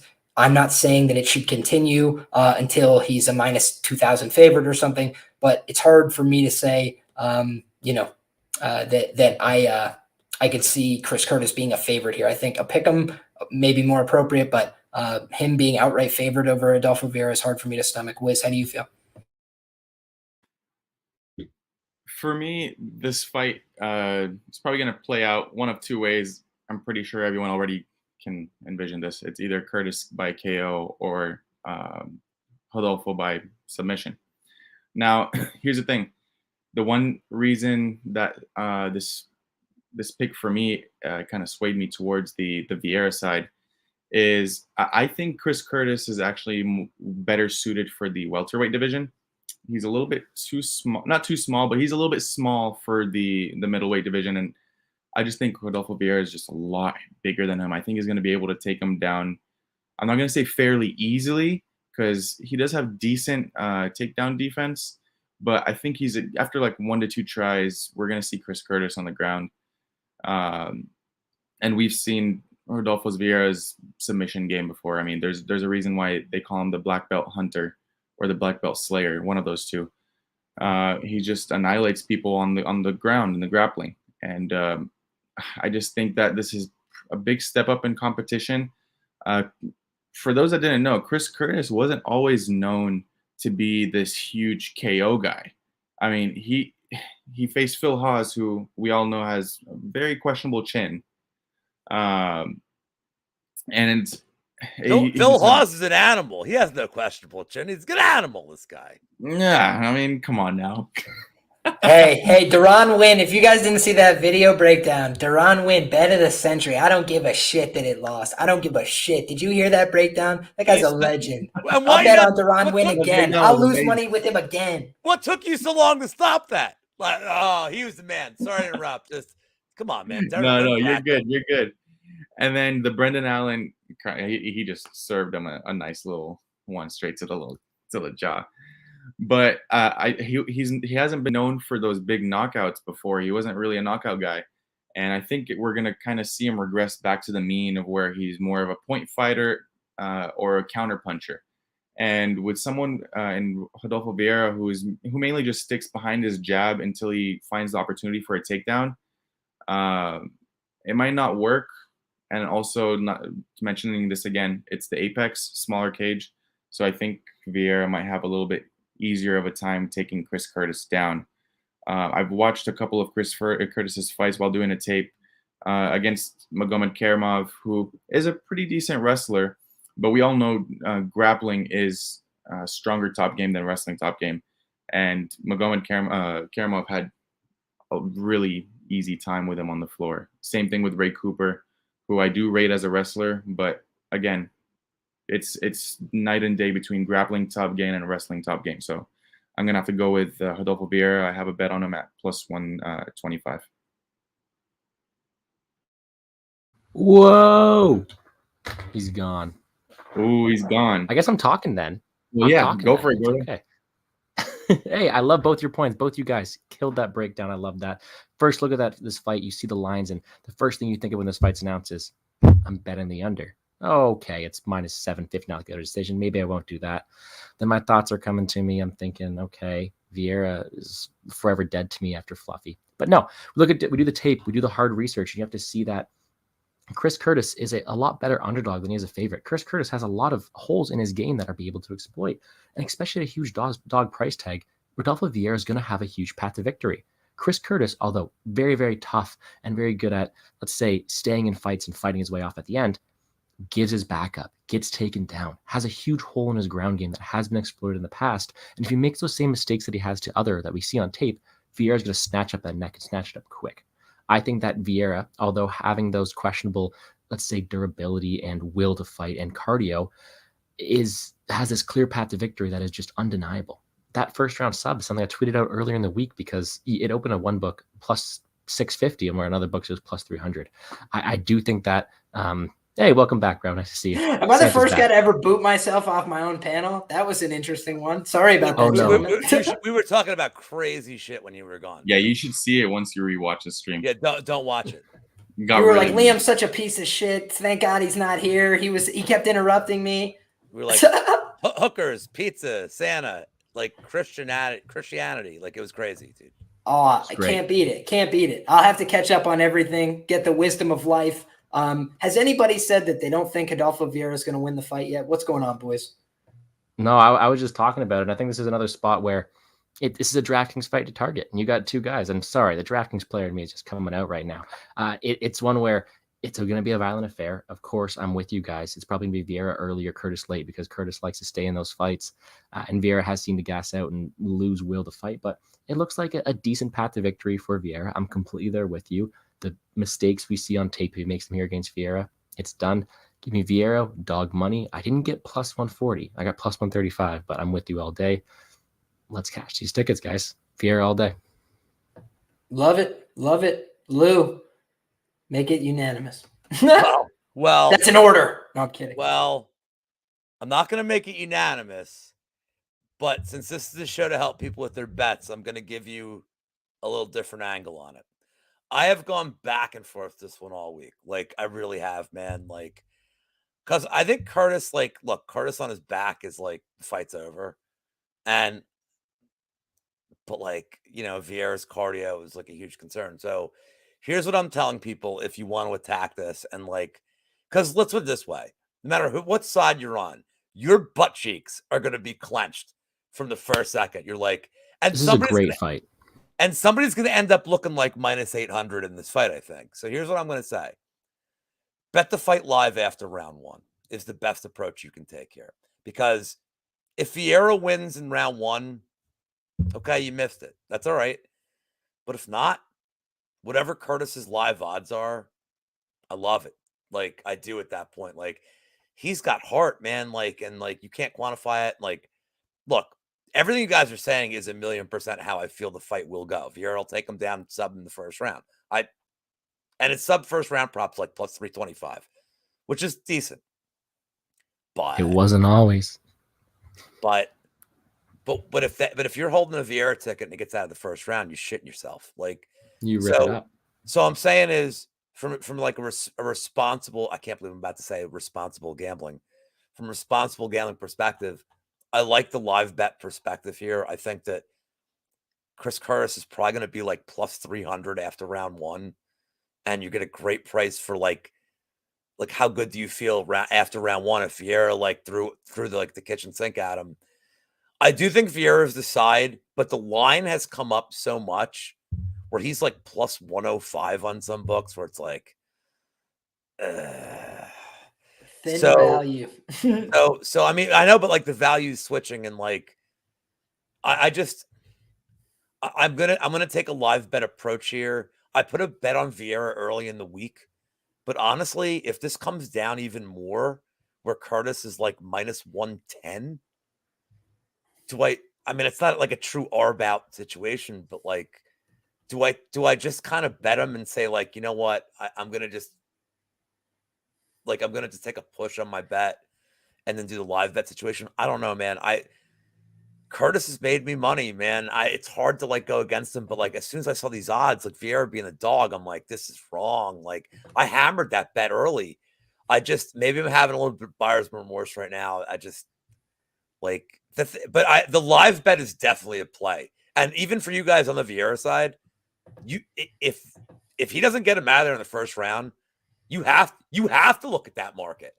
If you're getting Curtis at 3-1 or better, I think you kind of have to take a shot there. Or maybe I'm wrong. I'll ask you guys, like, am I wrong in like the live bet like angle here? No, not at all. I actually agree with that, pretty much that strategy. After round one, if Vieira throws the kitchen sink at him, throws all he has, and you can kind of see him wearing out towards the end and gassing out, you in your head, you're going to be like, is this guy going to keep going? Like, is he going to be able to take a punch?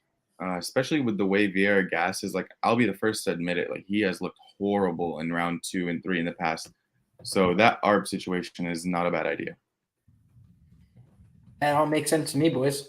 I would tend to agree with you guys. There are some cardio concerns. I disappointed my guy, man, at library. I'm trying to, like, this first time I'm getting to make an impression. And he's like, I'll lose a fraud. No, well, here's what I'll say. I think library immensely, by the way. I super intelligent dude. So for sure.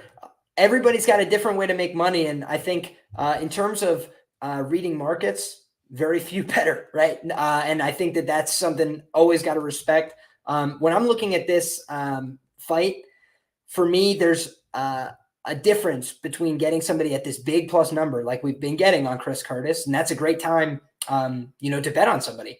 But then now we're getting Rodolfo Vieira, who would typically be somebody who's heavily favored to win a UFC fight as an underdog. For me, that is the time to jump. That's the play to make for me. But again, I understand and respect why people, don't want to line up in front of Chris Curtis. He's a dangerous fellow. I just think styles make matchups. Dominant grappler, being given somebody a little bit smaller than him, I think that he's going to try and take advantage of that opportunity. I think that if Rodolfo Vieira is ever going to make a run in the division, it's going to be now. It needs to be now. And he needs to do it impressively, probably by getting a big win, a big finish. So hopefully he does it in the very first round and doesn't make us sweat for it. So shout out Rodolfo Vieira, black belt hunter, going to hunt once again. And he's going against a very tough opponent. So should be a great fight. Glad that they are going to get that main card shine, kicking us off on the main card. And following it up will be cousin Umar. He is back. Very dangerous fighter. Very credible fighter. Seems to have good skills in all positions.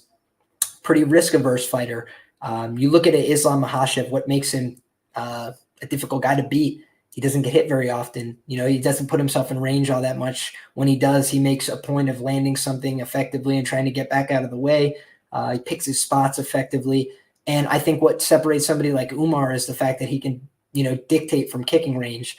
He'll throw leg kicks. He will intercept your forward motion by taking you out of balance, out of your stance. I think that could be a problem for Nate Maness, who is a very boxing reliant fighter. And I like Nate Maness a lot. I have bet Nate Maness several times. I bet him to win inside the distance. I bet him at the plus 160, plus 172 tag. I kept betting it as it went up. But he's been giving me a lot of sweats and a lot of scares as well. I think Nate Maness is a real fighter. I think he's a real tough guy. I think you put him in there with any person that's got some quits, some fraudulence, they could definitely lose. They could definitely break against this guy. He will not give you an easy fight. He's going to make you earn everything.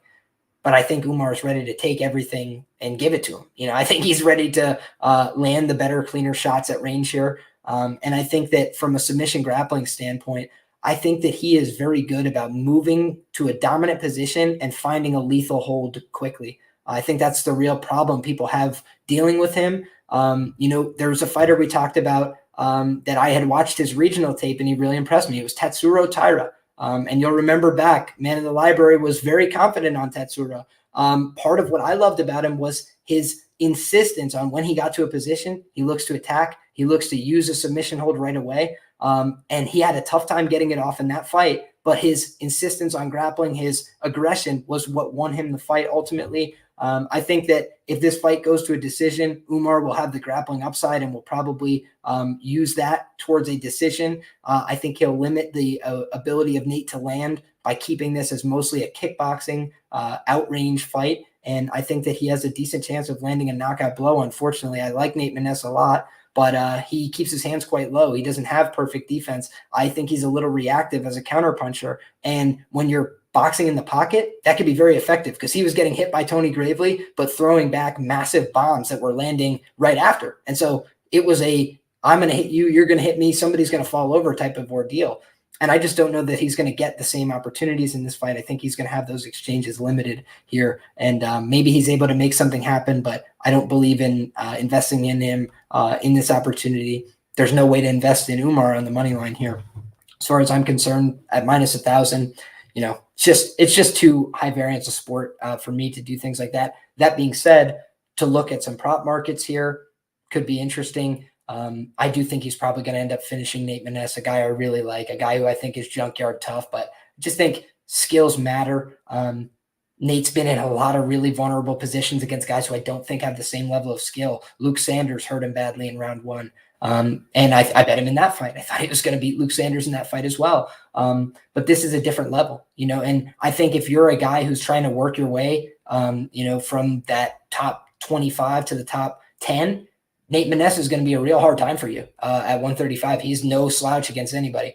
But I think if you're a guy like Umar, who's probably destined for the top 10, I think you might be able to beat somebody like Nate and probably seal the deal in a way that Tony Gravely, for example, wasn't able to do. So, give me Umar Nurmagomedov. I know I'm breaking news here, the minus 1,000. I think he's going to win the fight, but that's how I feel. I'm not going to sugarcoat it. I've really liked Nate Maness's fights. I continue to root for him, but I don't know that I don't know that I'm going to get there for a bet this weekend. But I think from a money line perspective, obvious dog or pass situation. You've got a plus 650, you got a plus 500, plus 600.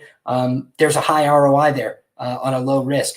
You want to take a risk on Umar Nurmagomedov, you got to be 10 units confident to win a unit back. That's really not a position I want to put myself in this weekend. Lou, we'll kick it to you first, man. What do you think?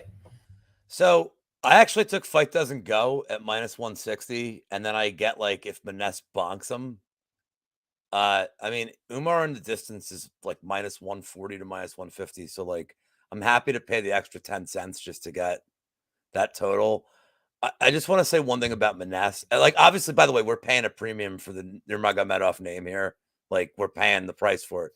One thing I want to say about Maness is, and Maness is kind of a nice dude. He does work with my Chronic Combat guys. Shout out to them. But if you look at his fights, I'm not sure how he won the Munoz fight. He got controlled for a ton of it.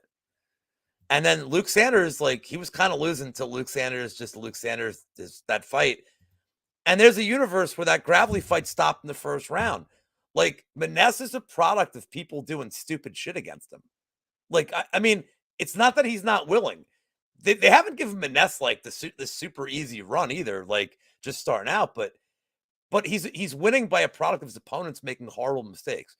That's not happening here.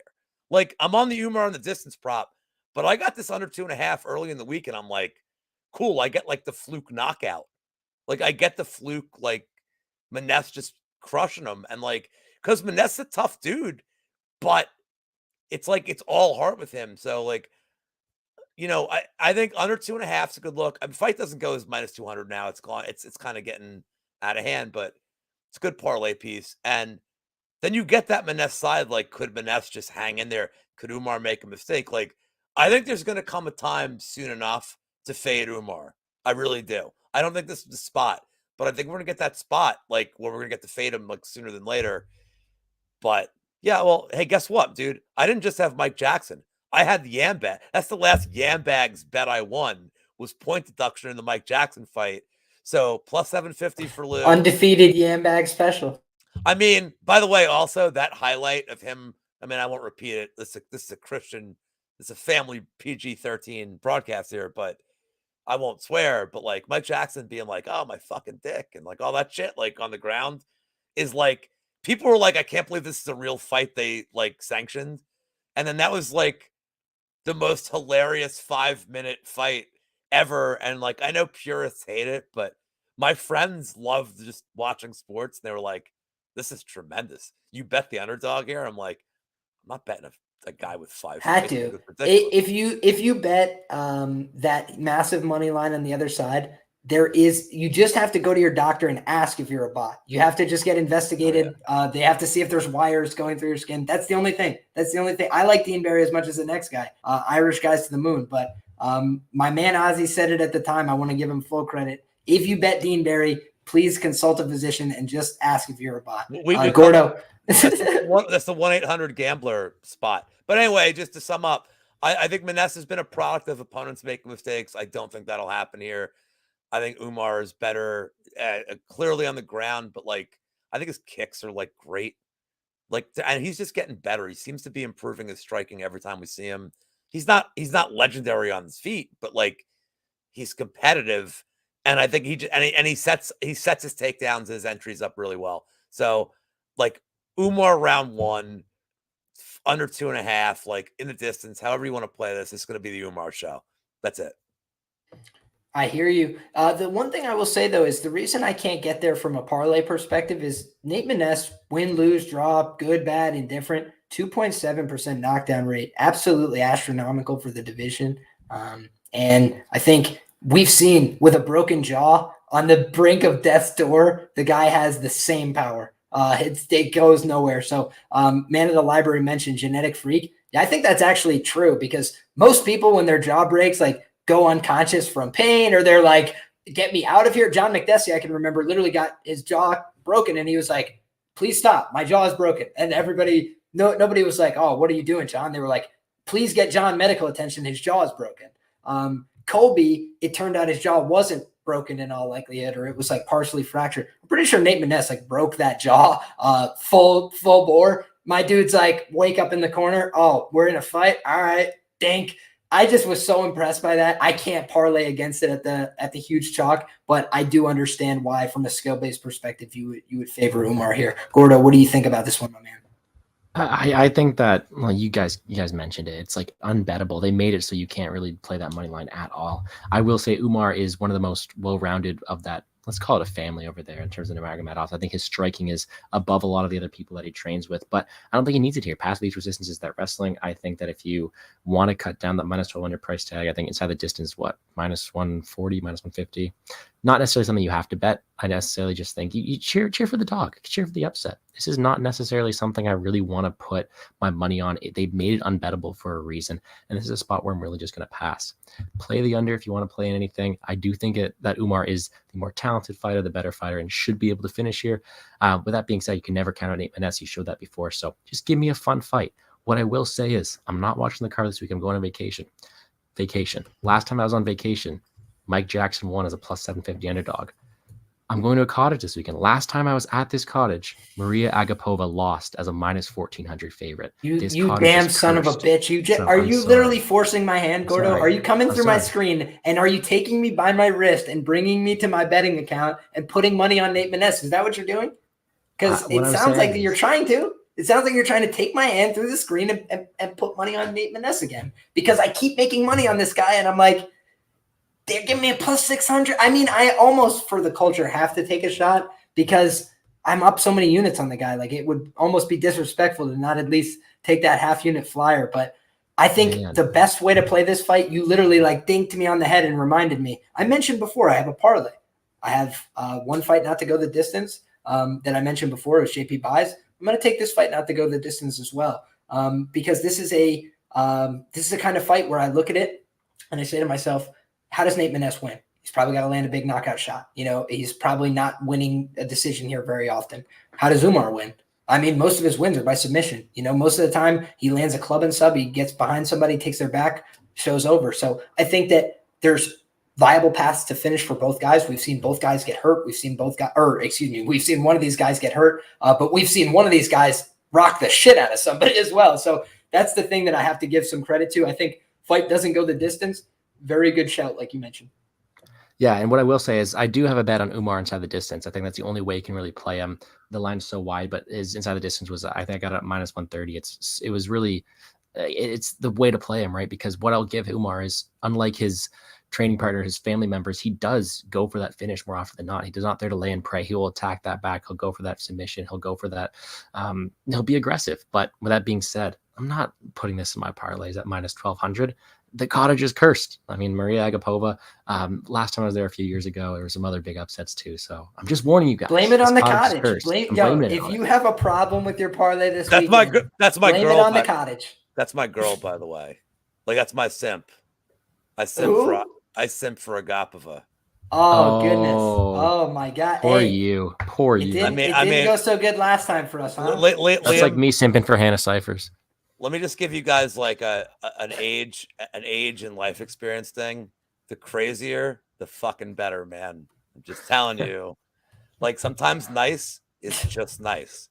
Sometimes you need a little bit of craziness. And I'll tell you right now, Agapova, I mean, she could want me or throw a chair at my head, and I don't care. Your yam bag is still going crazy. Library with the plus EV, nothing is a parlay piece. Don't bet parlays. Fair play. I do understand the rationale, but if there's one man that I trust to put two things in a parlay and get them to the other side, it's my man Wizz Bets. This guy be hitting parlays all the time. Library, we've discussed before. This man Wizz, the only guy hitting these parlays on a consistent basis. Wizz, what's the secret, brother? How do you do it? Is it by betting this big parlay line on Umar, or what you thinking, dog? Absolutely not. Now here's the thing. It's like there's a lot of analysis when it comes to like picks, especially when it's UFC, because there's a lot of factors. If it's a different sport like baseball or basketball, these teams go through trends and they go through their home away splits. There's a lot more that goes into it. But you cannot parlay. You can't use this plus. I mean, sorry, a minus 600 to 1,000 in a parlay piece, let alone like a minus 500 in a parlay piece. I mean, come on, it's tough. It's tough. I'm actually one of the believers in the cottage. I have a quarter unit on Nate Maness money line. Now, you son of a bitch! Don't tempt me, Wizz. Now, call me crazy. Call me whatever you want. You can say that I'm throwing 20.25 units in the trash. And you know what? I might agree with you, but I have to. Here's the thing. All it takes is one punch. And I think Nate Maness has that one punch. He has the power. I mean, we've seen it. And he's not a bum, even though his wins in the UFC have been kind of fluky. I do agree with what Lou was mentioning earlier about some of his wins. But, I mean, the man packs him a punch. And if he lands one of them clean on cousin Umar's jaw, I don't know how it's going to fare. We haven't seen this man get hit yet. So we still know nothing about his durability. So I had to. At this number with a power puncher like Nate, I had to take the 0.25 unit shot on him. I'm not saying tail me at all by any means, because this might lose. Has a very, very high chance of losing. Ben might lose. Oh no! What? I mean, guys, oh be no! It's your own money. It's your own plays. Unfollow. No, just bet. Whatever you feel. God bless you. Best of luck on your action. We're here to tell you what we're betting. There's always a slip behind what we say on the show. If we say we're betting it, we're betting it. But also on the other side, doesn't need to be a bet on every fight. If you say, hey, I'm not seeing it, not a one for me, hey, pass it on to the next fight. Gave you some options here, plenty of different options. You could look to target Umar. You could look to shop on a prop for that if you want to lower that price. If you don't want to play that in ridiculous inflated money line, you want to punt for coverage, you want to play both sides, you take the fight doesn't go the distance. You bet on violence. You cheer these two guys to go put on a war like they're want to do. And then on the other side, hey, you want to take a dog shot? You want to take a flyer? What? You're going to say that there's no chance this comes through? Victor Henry, plus 450, was hit on this show. Mike Jackson, we discussed why you cannot parlay Dean Barry, you're a bot. So we've done this before. We've tried to warn you guys. I'm not saying that Umar's not going to win the fight. He might win the fight, look like a minus 1,000, all that. But what I am saying is, if my man Wizz, the parlay god, is not giving the endorsement, it's not going in my parlay, period. And if he says it and Library says it and a bunch of other guys I respect, what I'm just going to say is, for me, I don't want to touch it instinctually.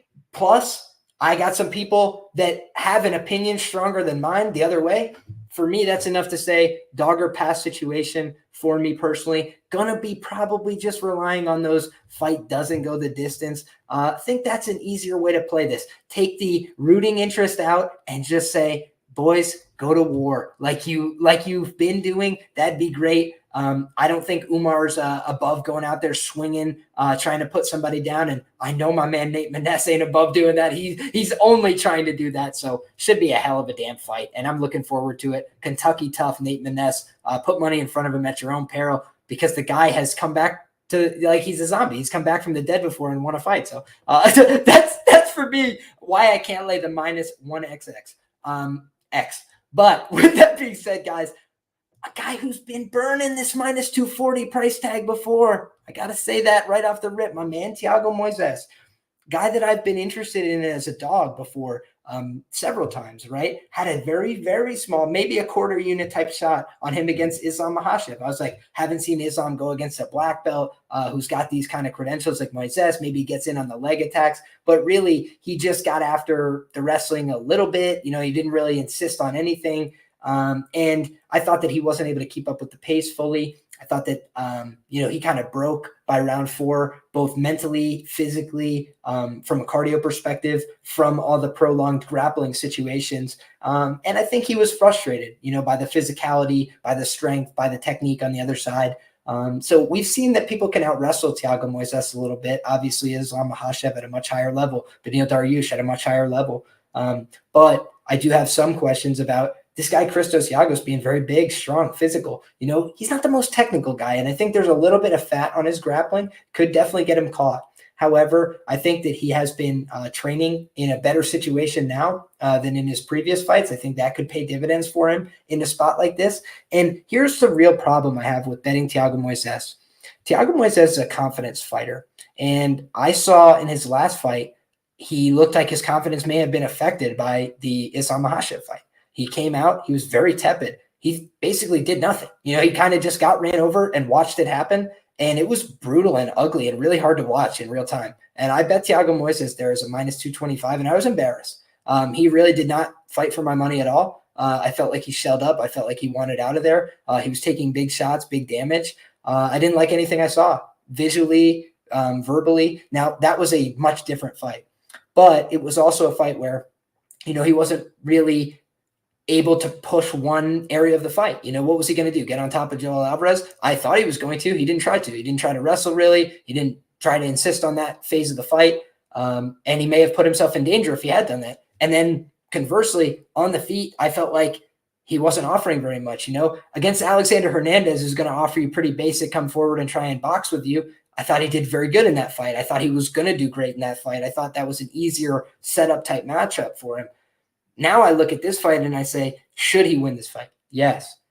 Can I see Christos Giagos just overwhelming him by throwing a bunch of shots at him early and trying to be aggressive and overwhelm him? I can't put it past him. I just saw him shell up for no reason and throw nothing back and really just get outworked and outclassed in the first round by Joel Alvarez, who got legitimately smashed like he was nothing by Arman Tsarukyan in the follow-up fight. I think people had misgraded how good he was because he beat Moises. So for me, I had a little bit of questions about how this price got to be where it's at. I do think that there's some cardio concerns. I think that Giagos doesn't have a perfect chin, but I do think that if I was to play a money line side on this fight, it would have to be the Giagos side personally. I don't have any bets on this fight. Haven't really dug into this as deep as some of the other matchups on the card because it instantly stood out to me as a banana peel in both directions. I could see Giagos winning every minute of the fight and getting submitted with a footlock or something foolish down the stretch. He has made some boneheaded decisions both in the grappling and the stand-up. So for me, might just be a pass fight, but if any of you guys have a passionate take, potentially you could talk me into something with a little more conviction here. Wizz, we'll kick it to you first, my man. Is this a fight that you've looked into? Is it a fight that you feel confident about? Or are you, like me, not really bullish on this fight from a betting perspective? This fight's interesting. It's interesting in a way where I was on the Joel Alvarez side against Moises there, and to be honest, Joel Alvarez really gave it to him in that fight. I thought Moises was going to try and grapple, but we obviously saw how that went. And I question his fight IQ. His fight IQ has been very subpar in his past 2 fights. And how can you trust someone that against Joel Alvarez, who has no ground game, he didn't shoot like a single takedown, just tried to stand and bang with him. On the other hand, I look at Giagos or Giagos, however you guys may pronounce it, and he's also one of those- Christos Giagos. Giagos. Okay, there we go. And you look at Giagos, and you look at his past couple fights. I mean, if Sean Soriano is landing takedowns on you, I don't know how good your takedown defense is. Do I trust Moises in shooting takedowns? Not really. But if he does, he's going to cover this price tag, in my opinion. If he actually comes in with the right game plan and he actually shoots these takedowns and tries to take it to the floor, execute his submission game, execute his ground and pound, then he definitely will look like that minus 200 price tag. But the thing is, I just can't trust it. So ultimately, I'm going to have to end up passing on this fight.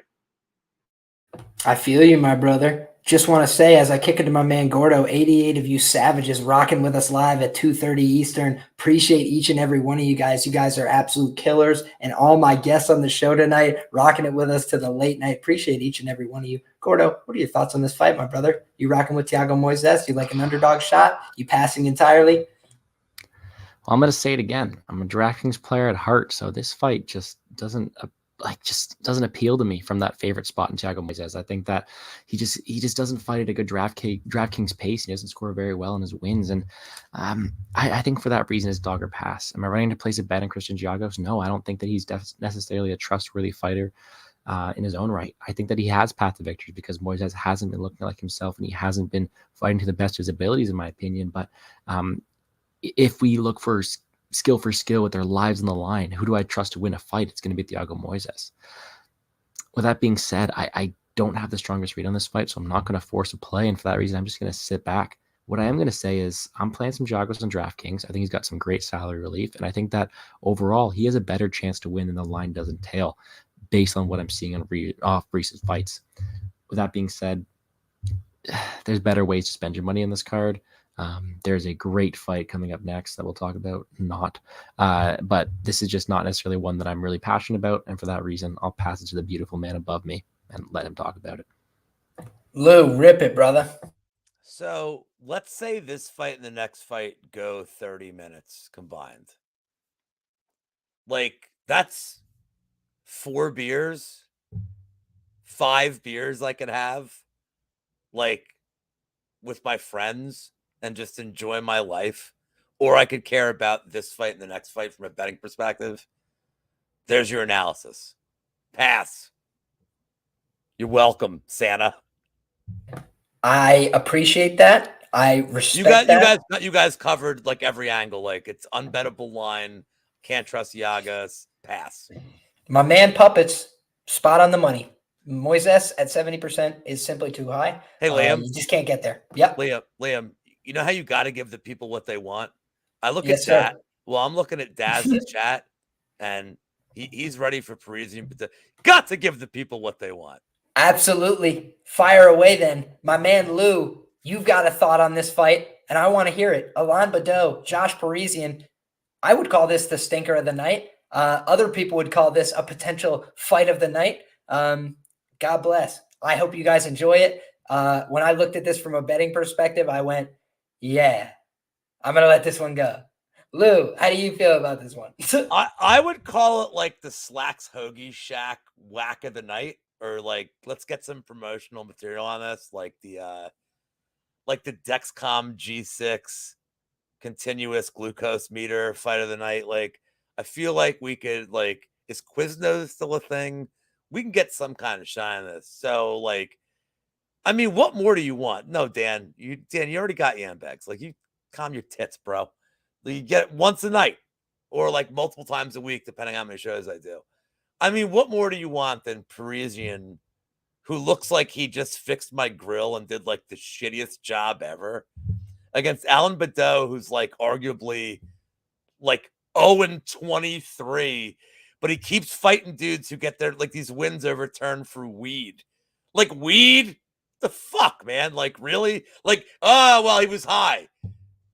And, like, then you should have definitely kicked his ass.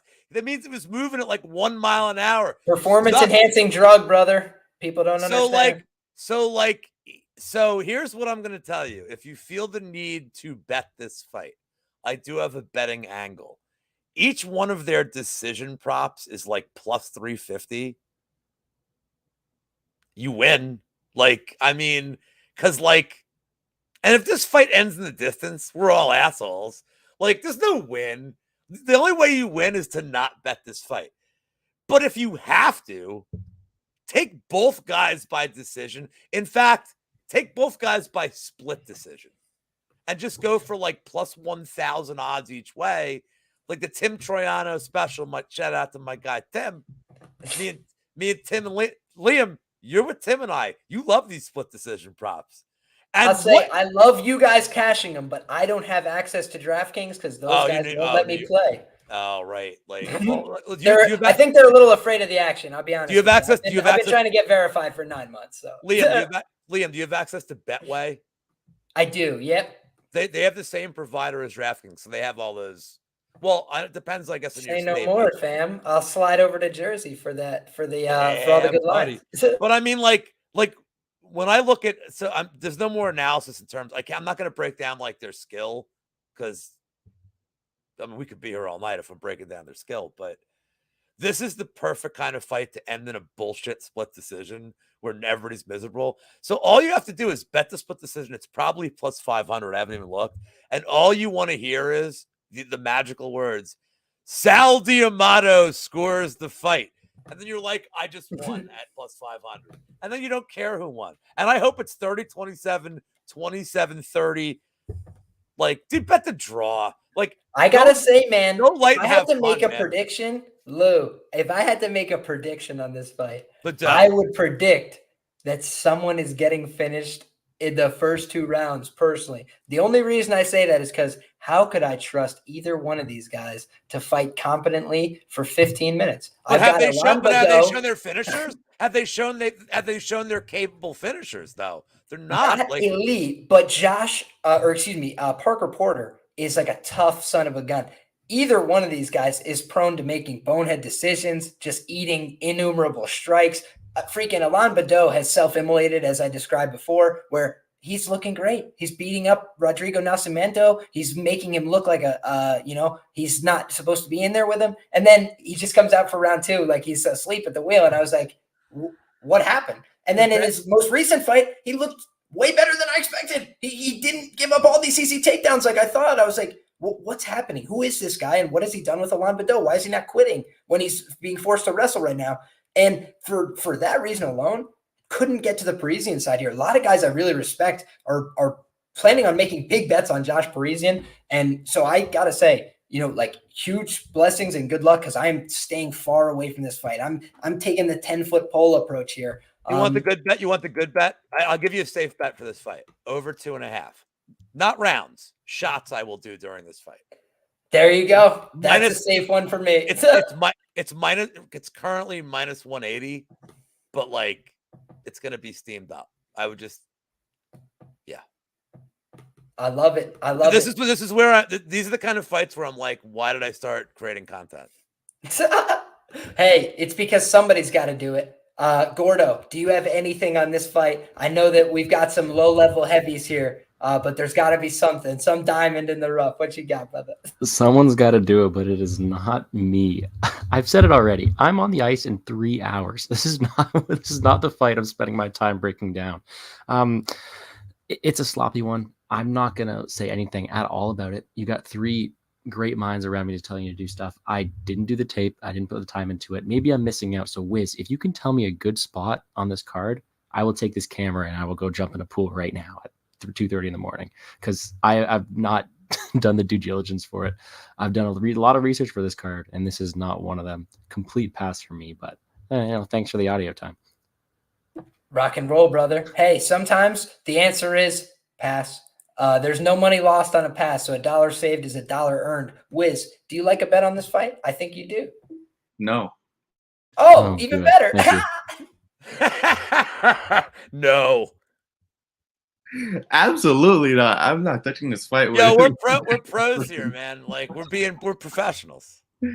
Absolutely not. Like we all use the 10-foot pole approach. Anyone, anything, anyone Nothing at all. Nothing on this fight. It's You know what just, though? Go ahead. What? I was gonna say the cottage curse is gonna make this fight an absolute banger, like fight of the year. You know what? I would love for it to be fight of the year. At least I can enjoy it. Get some enjoyment. Unbelievable. I truly agree with my man Puppet here, and this is going to sound insane. Can I bet it? No. Like, I truly cannot bet it. But Bautista seems more athletic. He seems like he's a lot faster, and he seems like he hits a little bit harder at space. You know, he was kind of busting up Parker Porter a little bit in that fight. So I don't believe in his long-term upside, but this is a low-level heavyweight fight. I don't feel comfortable laying either one of these guys. Not going to give me significant plus money. Then I'm going to say, get out of here. And I'm going to move on to the next fight because there's a fight that I really like, a bet that I like. So here it comes, guys. Here comes my hot take of the week. Not that hot a take, but I'll try my best. So I have been telling people all week that have asked me, I felt like Shavkat Rakmonov and Neil Magny was my favorite fight from a betting perspective on the card. Why is that? I try to target some of these fights that people look at a dog or pass situation off the rip, and they say, you know, there can't be any value on the favorite. Most of the time, I'm the guy looking for an underdog. But if people are telling me there can't be any value on the favorite, I always go, let's just see about that. Let's take a look. Because I'm always intrigued, right? If everybody else is thinking about underdogs, that's the times when they don't come through for me, right? When I'm talking about Josh Kulabau or somebody like that, and he's not very popular, that tends to work out a little bit better for me. So I'm looking, for guys that aren't very popular in that underdog role. And I think a lot of people are going to take the shot on Neil Magny because he's a good fighter at a very high money line price this weekend. But unfortunately for Neil, I don't think he's going to win the fight. So when I was looking at how to back this fight, I thought to myself, you know, what's the best value play? What's the way to target this? And I tried to look mostly towards what are the bookmakers telling me? Okay. Number one thing that stood out to me big time, the bookmakers are offering this fight not to go the distance at minus 190, minus 200, minus 165, minus 175, right? They're favoring this fight to end inside the distance. Do you know Neil Magny to be a prolific finisher? No, you do not. No, none of us do, right? He tends to win fights by decision. So the bookmaker is shielding this fight towards the unders, towards the fight not to go the distance, and towards Shavkat to win the fight on the money line. So they're offering a big plus number, in my opinion, because they would like people to take Neil Magny. They don't want more exposure on the Shavkat side. They know they're going to get a lot of people on the Shavkat side, as far as I'm concerned. So when I look at the fight, they're trying to make it an unappealing money line price. You got to lay 4 units to win a unit on Shavkat Rakmonov, and that's tough. But here's what's interesting. You can lay 1.5 units to win 1 unit on Shavkat inside the distance. I think that's interesting because he has all of his wins inside of the distance. All right, that's 15 professional wins, including against quality competition regionally, and I would argue fairly quality competition in the UFC. Some people are going to push back on that. I think that Carlston Harris is a serious prospect relative to somebody even like a Neil Magny. What's the difference between them? Carlston Harris is a really dangerous fighter. You don't mind your P's and Q's, you get knocked out. The guy can hit anybody and put them down. He's very dangerous. He's got heavy hands. He's got an awkward style. He's kind of hard to deal with. He also is pretty good in the clinch. He's pretty good in the upper body. He's pretty long, lanky, difficult to deal with. Sound familiar? What's the difference between them? Is that Carlston Harris is a little more loose, a little more reckless. He likes to get into more wild exchanges, and I think that's why he got caught so badly at space. And I think that when I watch Shavkat compete, I think he's a very dangerous guy in the striking. I think he's a very dangerous guy in the grappling. Latching onto submissions quickly, he does that. Popping out on people's backs, he does that. Taking out people who are, highly credentialed black belts like Michelle Tractor Bracheras. He's done that. Jin Young Park, talented guy, decent grappler, beat him regionally, submitted him in the second round. So I look at one guy who has 4 losses by submission, all different methods, by the way. So he's been rear naked choked. He's been guillotined. He's been triangle choked. Any which way you want to grab a hold of this guy's neck, he's been finished that way. by very talented guys. I'm not saying they're not good fighters, but even fighters coming up from 155 have had success in the clinch, in the grappling scenarios when they are aggressive about pursuing submissions. Shavkat Rakmonov has 47% of his career wins by submission. Okay. He has a very high win rate in the first round. 9 of his wins out of 15 have come in the very first round. All right. He has a very high percentage of those wins by submission. Neil Magny has been submitted in the first round 3 times. It's been regionally. It's been in the UFC. It's been more recently. He's been knocked out twice. He's only been knocked out twice. Once was in the 4th round of a war with Santiago Ponzinibbio. So while I think Shavkat to win inside the distance is the most likely outcome, while I think that him to win by knockout is a very viable outcome, and we've seen Neil get buzzed by the Max Griffins of the world. Me and Gordo watched in person. I yelled my lungs and my heart out trying to get that decision to go our boy's way. Couldn't be done. He got pile drivered in the last 20 seconds or whatever it was. But either way, I thought that Max Griffin could have won that fight. I think I would have to favor Shavkat Rakmonov pretty heavily against somebody like Max Griffin. But Max Griffin is much different than Neil Magny because he carries real power and he carries that lethality, that threat of a fight being finished at any moment. And I think Shavkat carries that in spades. I think he's going to be the more dangerous party. I think he's going to be turned on from second one. I think he's going to be hunting Neil Magny and looking for a kill. I think he's going to hurt Neil Magny early, force him to shoot, and submit him in the very first round. I like Shavkat Rakmonov by sub plus 420. I bet it for the max they would take. It's that simple. I really like him to win the fight. I like him to win the fight inside the distance. I think the numbers, the arithmetic makes sense on the submission. So I'm going to be on the inside the distance. I'm going to be on the submission. I'm going to be on the sub round 1. It's my biggest bet of the night. Lou, how do you feel? Dude, that was sexy as fuck, dude. That was so I'm just going to add one thing. I mean, I can't not I'm not topping that. But I said this the other day on one of my shows. I can't remember, but if you have a friend who's just getting into watching mixed martial arts, this is a dude you're like, dude, watch this fucking guy. Holy shit. He's so explosive. And it's if you watch all his finishes, it's not these aren't volume finishes. It's whoa. Everything he does, there's the one in Japan, he spun out of a toe hold. I mean, dude, the guy is this is a future star. And this is coming from somebody who bet Carlston Harris against him. Cause I think Carlston Harris, the price was right. I mean, Carlston Harris was plus 210, I think, in that fight. And why did they make it such a juicy price on Carlston Harris, my friend? It's because they wanted us to bet him. And I learned my lesson, and I won't go again. But I'm with you, Liam. I think Carlston Harris is legit. It is a great. I would favor him to beat Neil Magny. I just said it. I don't care. I'd favor him to beat Neil Magny. I bet he'd knock him out in the first round if they. What do you think? That's how I feel. Truly. What line do you think we would get on that fight? Harris would be what? Neil Magny would plus be 180. Yeah. Yep. And I'd be all over Harris for that too. Shavkat, look, man, I liked Harris because of the price and I liked that he had the experience in the UFC.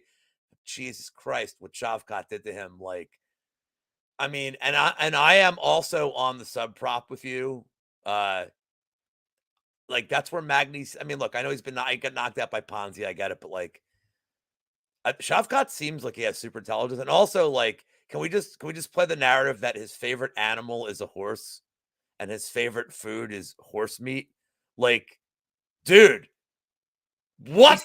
He's following in Alistair Overeem's great footsteps. A world championship pedigree, if I've ever seen one. So I got nothing more to say about this. Liam, everything you said I agree with. Shavkat, submission in the distance. It's no plus 900 like Kevin Holland, but it'll have to do, huh? Don't overthink it. Don't overthink this one. And Magny, is Magny gonna press up against the cage for 15 minutes? No. I can't buy it either, Lou. Gordo. Lou, is it because the dead animal on his head? Is that why? Well, that's Dan Levy. Dan Levy is the expert in handicapping not only the hat, but the specific dead animal on it. Oh, and sure. I'm not even joking. Dan Levy's nope, don't bet him. Fade. Dan Levy knows his shit. All right. Well, See, before I get started on this one, they've got 103 watching right now. And if one of you guys is Neil Magny, I had to take back all my Neil Magny slander because I met him in Columbus, and this guy's an absolute stud. But he has got a huge task ahead of him. I mean, the balls on Neil Magny, calling out Chimaev, calling out Shavkat. Fair play to you. Great Yambex. But in this one right here, you're getting this absolute massive beast in front of you, an undefeated guy, 100% finish rate. I'm completely with you. There is nothing I can say that'll sound more attractive than what Liam just said. I'm going to stick with that one. I'm not going as fancy with the sub. I took the inside the distance line because I'm playing it scared that way. But I definitely do think that Shavkat's a rightful favorite here. He's just so explosive. We saw it live. I mean, Max Griffin's a guy who pieced up and hurt Neil Magny there for a bit. I think if that Shavkat on the other end, he definitely finishes that fight. I'm cheering for that sub for you. I'm hoping he does it. I am very, very close to laying a really unhealthy wager on Shavkat Rakmonov just straight, but we're going to take the inside the distance right now. I hope he cashes for you guys. Let's hope that dead animal is the right one on his head. Did you say Shavkat Rakmonov? I thought I misheard. Oh, you. yes. Shavkat Rakmonov. Yeah, that guy. Oh, okay. I wanted to say here as I kick it over, potentially the biggest new up-and-coming interviewer in the freaking business, Wizz has secured the most prestigious interview in all of MMA. Oscar Mozarov, Ukrainian hero to the masses, except those of us that laid the hammer on him. My goodness. Let's go to wrestling school and let's get my man Wizz that respect on his name, lining up the biggest interview in the history of the business. Tell the people where they can find that, and also tell them, do you agree with me? Do you think that Shavkat Rakmonov is coming to take out Neil Magny this weekend? Shavkat Rakmonov is coming to town this weekend.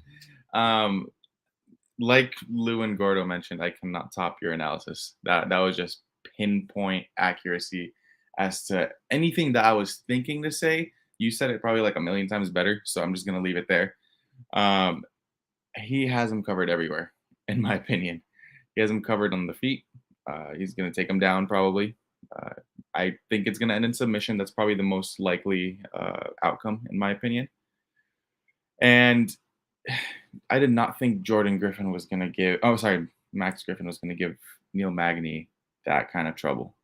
I did not. I made that mistake once on Twitter, and he let me have it, bro. He let me have it because I got Jordan and Max Griffin mixed up. He was like, "You're talking about Max Payne Griffin." I was like, "Fuck." Dude, that fight in that first round, I was shitting bricks. When I say bricks, I meant bricks because Magny was my lock of the night. And I had a pretty decent sized bet on him. Now I realize that was very wrong to do. I will never do it again. But yeah, I just think Shavkat is one of those, comes at like forces where if he had the skills to speak English, he was able to speak English and he was able to really market himself a little bit better, he would be a household name for any subpar UFC fan or like a fan that's not really like invested in the UFC. They would know about this guy. And I just think that he's going to be a force to be reckoned with in the future. And if he gets this win, which I do think he does in pretty easy fashion, he's probably like 2 to 3 fights away from that title shot. And I think he's a real threat to everyone in the division. Heck yeah, man. That's what we like to hear. So it's unanimous, right? We've only had a few of them. A lot of smart guys here. Truth being told, just want you guys to know, the reason I bring on these people on my show is because I'm not a fortune teller, right? I'm just doing my honest best, trying to come up with the right sides, trying to do my research, do my due diligence, put myself in a good position to succeed. But I know that there's a lot of smart people out there that take this stuff seriously and that have good opinions. So want to bring them on, bring that voice to you so you don't just get my thoughts and my opinions. You get a wide smattering from industry leaders, from experts, from guys that are really trying to do this. And I really, truly believe one of the most educated comment sections in the game. I don't think it's that close, where we have sharp guys every week dropping plays in the comments, dropping thoughts, really high-level analysis, notes, insights that I didn't have. and I study. I come prepared. So truly appreciate you guys that are lighting up the chat. My man, Will Martin, one of the OGs, one of the absolute legends of the game. Truly appreciate you being here. People thought that Shavkat was going to be a bust in M1. Yeah, that's one of those ice cold takes exposed. So somebody get the Twitter police on him. But yeah, Shavkat is here. I think he's going to make a run into the top 15, and I think he's going to do quite well. Shout out to my man, Boston Nick, also been holding it down on that Pub Sports Radio live stream with us each and every week. But guys, we've made it once again to that main event of the evening. It's 2:50 in the morning. We got to get you out of here by 3 o'clock. So we're going to be speedy on the analysis. We got my man Gordo, got to rest up for that championship level game play that he's always prepared for. So and I'm like 90, and I'm like 90 on the East Coast. And I'm like 90. So dude, you're killing it, crushing it up this hour. Can't believe we've made it this far, but we have. And 102 of you guys still rocking with us live. So if you haven't already, guys, please go ahead and drop a like on this video. Get subscribed to the channel, because I'm not bringing in necessarily the heavy hitters that my man Wizz is. But last time I brought my man Blake Perry on the show, we tried to warn you. I said, when most people find a way out, Blake Perry finds a way in. Plus 750. You heard it here first. You didn't hear it anywhere else. And we told you who Blake was, why he's such a savage, why you need to support this greatest living American. And he's back. He's coming to UFC Fight Pass. We're going to have him on the channel once again. He's going to be breaking down the fight for us, how it went last time, that amazing fight in Bellator, the historic comeback, that insane, incredible fight that everybody should go back and check out. But guys, that's the kind of great content you can expect from this channel moving forward. Great breakdowns like this each and every week for the UFC. So get subscribed. Make sure you're never missing out on any of the fun that we have, like breaking down a high-level lightweight main event. I talked about it last week. 145 pounds, some of the most elite players in the world of any sport, of any category, right? The cream rises to the top where you start to get these massive categories, right? Where do most average men's weight reside? Somewhere between 135 pounds, 185 pounds, especially if they're cutting weight. And that, what I'm talking about, is just in high-level athletics and mixed martial arts. When people are cutting weight, that's where you tend to see these elite dynamic divisions, 135 to 170, insane level of skill, level of physicality, level of athleticism that separates. I think at 155 right now, we have an embarrassment of riches, right? These guys are like fringe top 15 guys. And right now, I'd favor them against most of the top 15, both of them, period, because these guys are killers. They're young. They're on the up and up. Where is their flaw? Like, what are they really bad at? You're going to say Gamrot can't wrestle? I didn't see that. I went back and watched the tape. I can see that he's quite good at wrestling. He's going with Brazilian Jiu-Jitsu black belts like Carlos Diego Ferreira. No problem on the ground. Jeremy Stevens, pretty physical guy, throwing him around like it's no big deal. Granted, former 45er, 55er, still strong guy, went for a Kimura, got his own arm nearly taken off. Like his arm was in a really bad position there, forced to tap or break his shoulder.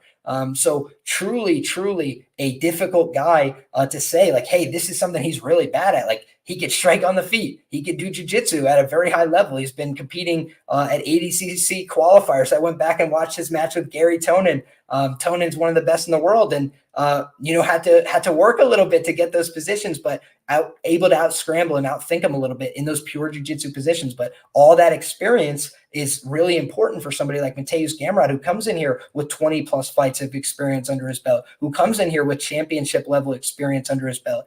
And on the other side, you've got Arman freaking Tsarukyan. What can I say about this guy except that he's an absolute killer, except that I'm betting massive amounts of money on him when he's fighting Joel Alvarez, because I thought that was a runaway gimme matchup where he's going to take him down, he's going to smash him on the ground, he's going to make it look easy. And he did that there. But this is a different matchup. This is a different level of competitor. This is a different seasoning of guy. And Mateusz Gamrot has a chance to take this guy down. I'm not saying it's something that's a high percentage. I'm just saying, will I be stunned if at some point in this fight, Gamrot's the one who's shooting takedowns and getting on top? No, I won't be stunned by that. I saw Christos Iagos get off on some takedown attempts on this guy. Gamrot, what really impressed me is how he varies his approach per opponent. I saw fights in Cage Warriors against Norman Park where the guy's spamming volume, staying in your face, touch, just really working him over, able to put him away late with, I believe, a cut stoppage there from just overwhelming him with volume. That's a UFC level type of guy in Norman Park. He's not a highest level, but certainly a UFC-esque level guy. All right, then he comes over to the UFC. He's shown he can grapple with these guys at the UFC level. Is it perfect? Is it clean? There's no fat on it? No, there's still a little bit, but he's improving fight over fight at that American top team system, changed his life, dedicated his life, moved to the United States, and has committed himself fully to the fight game. So when I see a competitive-ish on paper, because I do think if you had to make a favorite, right, obviously it's going to be Arman Tsarukyan. He's a lot younger in the spot, for example. But Arman's been hit and he's been hurt before, right? He has been put down. One thing that stands out to me, man, is you got one guy in this fight, and he's the minus 300 favorite who has been put down before in the first round. And you have another guy whose only loss was when he was injured, according to his camp, according to anybody who knows him and trains with him. They're like, dude, I'll say this as somebody that trains with him. That was not the real Gamrot. That's what they're telling me. All the people that train with him, that's not even the best version, and he's very competitive with Goram in that fight. So say what you will, he lost it. Okay, split decision with a guy who we just saw is competing with another guy who everybody talks about, a dark horse of the lightweight division, Damiris Magulov. Very, very good fight. So shout out to my man, Jack Attack, one of the very sharpest guys out there, been making an absolute killing. Rogue Strummer, another one of these legendary sharp guys in the chat. Appreciate you being here as well, Rogue. So a lot of very smart guys in here. The truth is, if you got in on early numbers on Arman Tsarukyan, more power to you. I think that you're sitting there like a bookmaker now at the minus 140, like my man Pepe Sylvia got. You're laughing. But I also think, am I going to pay 75% on Arman Tsarukyan in this fight? No, I'm not. I'm going to wish people that did good luck. But if I had to play a money line side at this point, plus 250 on Mateusz Gamrot seems a bit wide to me. And so for that reason, it would be a small shot on the dog in the main event or a pass for me personally. But I respect people on the other side here, because the truth is I was laying 7+ unit bombs on these guys in their last 2 fights. So it's like, these are guys I love, but I can't get in front of one of my boys here at 75% indication. Just can't do it. Lou, how about you? So I'm kind of defying the math here. So Wheezy and I were talking earlier in the week, and he pulled up a very interesting stat. And that is that I think it's in the last 11 years since there's been 5-round 155-pound fights, it's like 72% of them go the distance or finish within the distance. Now, every fight's different. I understand that. That's a crazy number, especially like a 155. But like 155 is such a good division.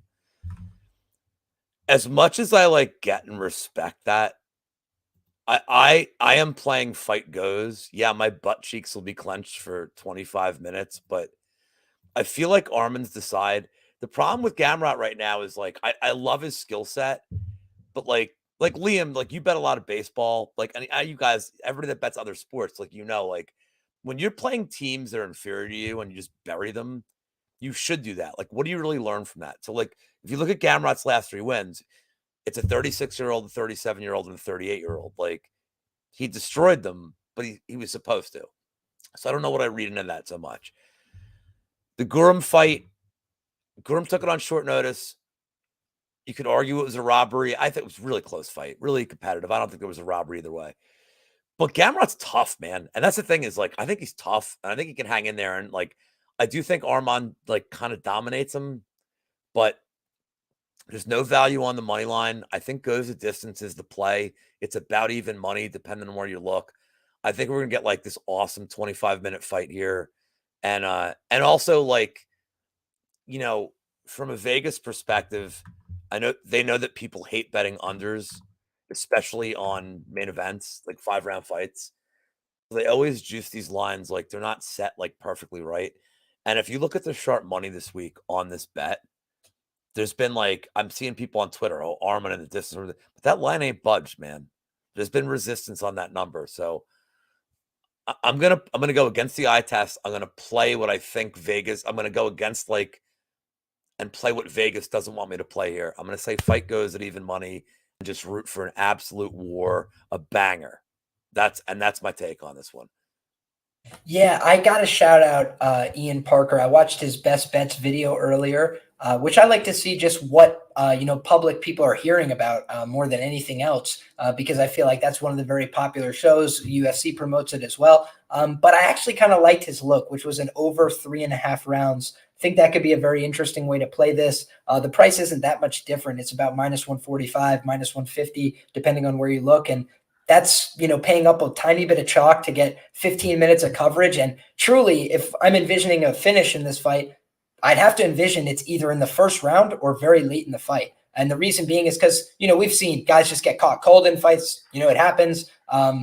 We can see these guys go out there and exchange early in the pocket. Like I mentioned, Arman's been put down in the first round once, a very long time ago. He was a young man at the time. I think it was even a different weight class as well. But all those points considered, I could see somebody theoretically going down in round one. Outside of that, these guys are tough as hell. These guys aren't going to quit on themselves, I don't believe. I think they're going to fight to the bitter end. And even if they start to wrestle, grapple at a high pace, I would think it would take them to the third, fourth round to start to tire out and eventually potentially get finished, either one of them. So I think the over 3.5 is probably a safer look, but I do think that the fight goes to decision more often than not. I would tend to agree with you there as well, because you got two tough guys, two guys that really want it. Very important fight for their contendership moving forward. But then again, it does give you that incentive. Like if you want to take a step forward in this crowded division, big finish is the only thing that's really going to get you there, but certainly can't hurt to get a win in the main event. Gordo, what do you think about this one?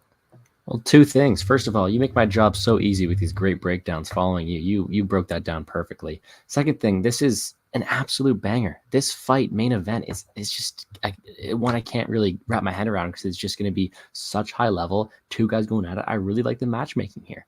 I think that the fact we have 5 rounds here is an absolute blessing, but it kind of changes the way I'm looking at this as well.